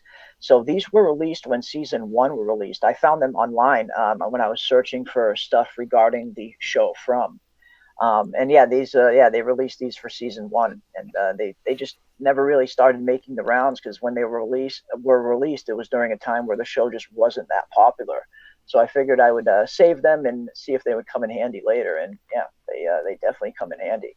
But yeah, these are season 1 material. As you can see, they still have the Epix mark there instead of MGM Plus. But yeah, I love when the show releases some stuff like this after the season ends or during the season. You get just a little bit of extra backstory, a little bit of extra detail. These are details that maybe they just couldn't get to in the show, that maybe they still want to give the audience a little bit more backstory on these characters, but they weren't able to fit it inside an episode. So they come out with things like this. So that's how you get a little bit of a better idea as to who these characters were, where they were traveling to and from. Yes, you don't get to see it in an actual episode, but that's why the show officially releases stuff like this, so we can still get that information without seeing it in the episode. But yeah, that's where everybody was heading. That's where everybody was traveling to. Not everybody, but at least these few. These were the only ones I could find. I don't know if they released missing persons, things like this on some of the other characters. Like I haven't seen one for Jade's character. I haven't seen one for Victor's character. There's a few characters that I haven't seen one of these for. Maybe there's more out there that I just missed, but these were the only ones I could find. Yeah. Yeah, these guys are cracking me up in the chat. I'm just trying, like, watching the comments go through and stuff. Shit. Yeah, brother Nathan farming. This one for sure is going to take at least probably 2 more views before I'm going to feel comfortable making. I could imagine. There's a lot going on here. I could imagine, yeah. Especially with the finale, they usually throw a decent amount at you, and that's just the nature of just about every finale for every TV show. At least every TV show that's written well, I should say. You're going to need to watch it at least 2-3 times to really absorb everything that you've seen. And that's definitely what I like to do as well. I like to watch the episodes at least twice before I even start to make my review. But yeah, that's just me. That is just me. But yeah, great episode, everyone. It seems like it was really good overall. It seems like most of you were pretty satisfied with it. So that's good. That is good. But we are going to get ready to close it down now. And like I said, I'm going to watch the rest of the episode myself. Unfortunately, my internet failed me this night, so my only course of action to watch the episode is on my actual TV from the actual MGM channel. Luckily, I am a member through my Comcast regular Xfinity service, so I can watch on my TV. I just can't watch on my devices because my internet is going bonkers tonight. But again, I want to give a big thank you to everybody who came out and joined us tonight for this watch party. It was so cool. I mean, there was like over 200 of you in the chat at one point. That was just so awesome. So cool to see everybody tuning in. And it's so cool to see where everybody's tuning in from. Like I said, the other night, a lot of you were telling us where you were tuning in from, where you're watching from. And this show has really blown up well past the United States. It has become a global phenomenon at this point, and I love to see that. And definitely return Monday night, 10 p.m. Eastern. We will be going live, and we will do a very, very deep dive into the finale of From Season 2. It will be very spoiler heavy. I know we couldn't get into much spoilers tonight because unfortunately I didn't get to see the whole episode, and I'm sure a lot of other people didn't as well. But by the time Monday comes around, I'm sure everyone will have had a chance to see it. We will dive deep into the finale, and we will see what we can see. Absolutely. I mean, yeah, we'll go over it with a fine-tooth comb. And if you guys have questions or, be sure to put stuff in the comment section. We all read the comment section. That'll give us a chance to, at least prepare an answer, maybe with visual aids, for Monday for you. So if there's something you want resolved or, hey, can you freeze frame this? Can you, zoom and enhance on this one scene? Yeah, man, let us know, because we're glad to accommodate. We really love geeking out over this show and going over, I love the side by sides, like from a previous season to this season or a previous episode to this episode. We're gonna go over it all for sure. We'll do a nice deep dive. And yeah, like Ravener said, any thoughts, predictions, anything like that you guys have, leave them in the comment section, and we will take a look at all of it on Monday night when we do our deep dive into the finale. And again, I just really want to thank each and every one of you. This has been such a fun season of From to Watch. Not only has the show been really fun to watch, but coming here and hanging out with everybody week in and week out, sharing all of our thoughts collectively together, us trying to solve the mystery that is From. It has been an absolute blast, and I'm really looking forward to continuing it with our season 1 rewatch party. So definitely come back and hang out for those when they start. We'll probably start the season 1 rewatch next week. I'm thinking maybe we'll take a week off. I don't know. We'll see. But I'm thinking we'll probably go right into the season 1 rewatch party fairly soon. We will see what we can pick up on season 1 that we might have missed the first go around. But again, I just want to give a huge, huge thank you to everyone for hanging out with us. And a big thank you to Dana Marie for a $5 super chat. That is incredibly generous of you. Thank you so much, Dana Marie. Awesome as always, guys. Can't wait until we start season 1. I cannot wait to dive back into season 1 and see what we can pick up, what we might have missed. It's going to be a blast to watch season 1 again with everybody. I am really, really looking forward to it. And I am also looking forward to the Monday after show that we are going to do. So come and hang out. Go ahead, watch the episode another 2 or 3 times. Get your thoughts and your predictions in order for season 3. Let us know all of your thoughts down in the comment section below. And of course, keep an eye out for my episode 10 breakdown and review that will be out probably Monday morning.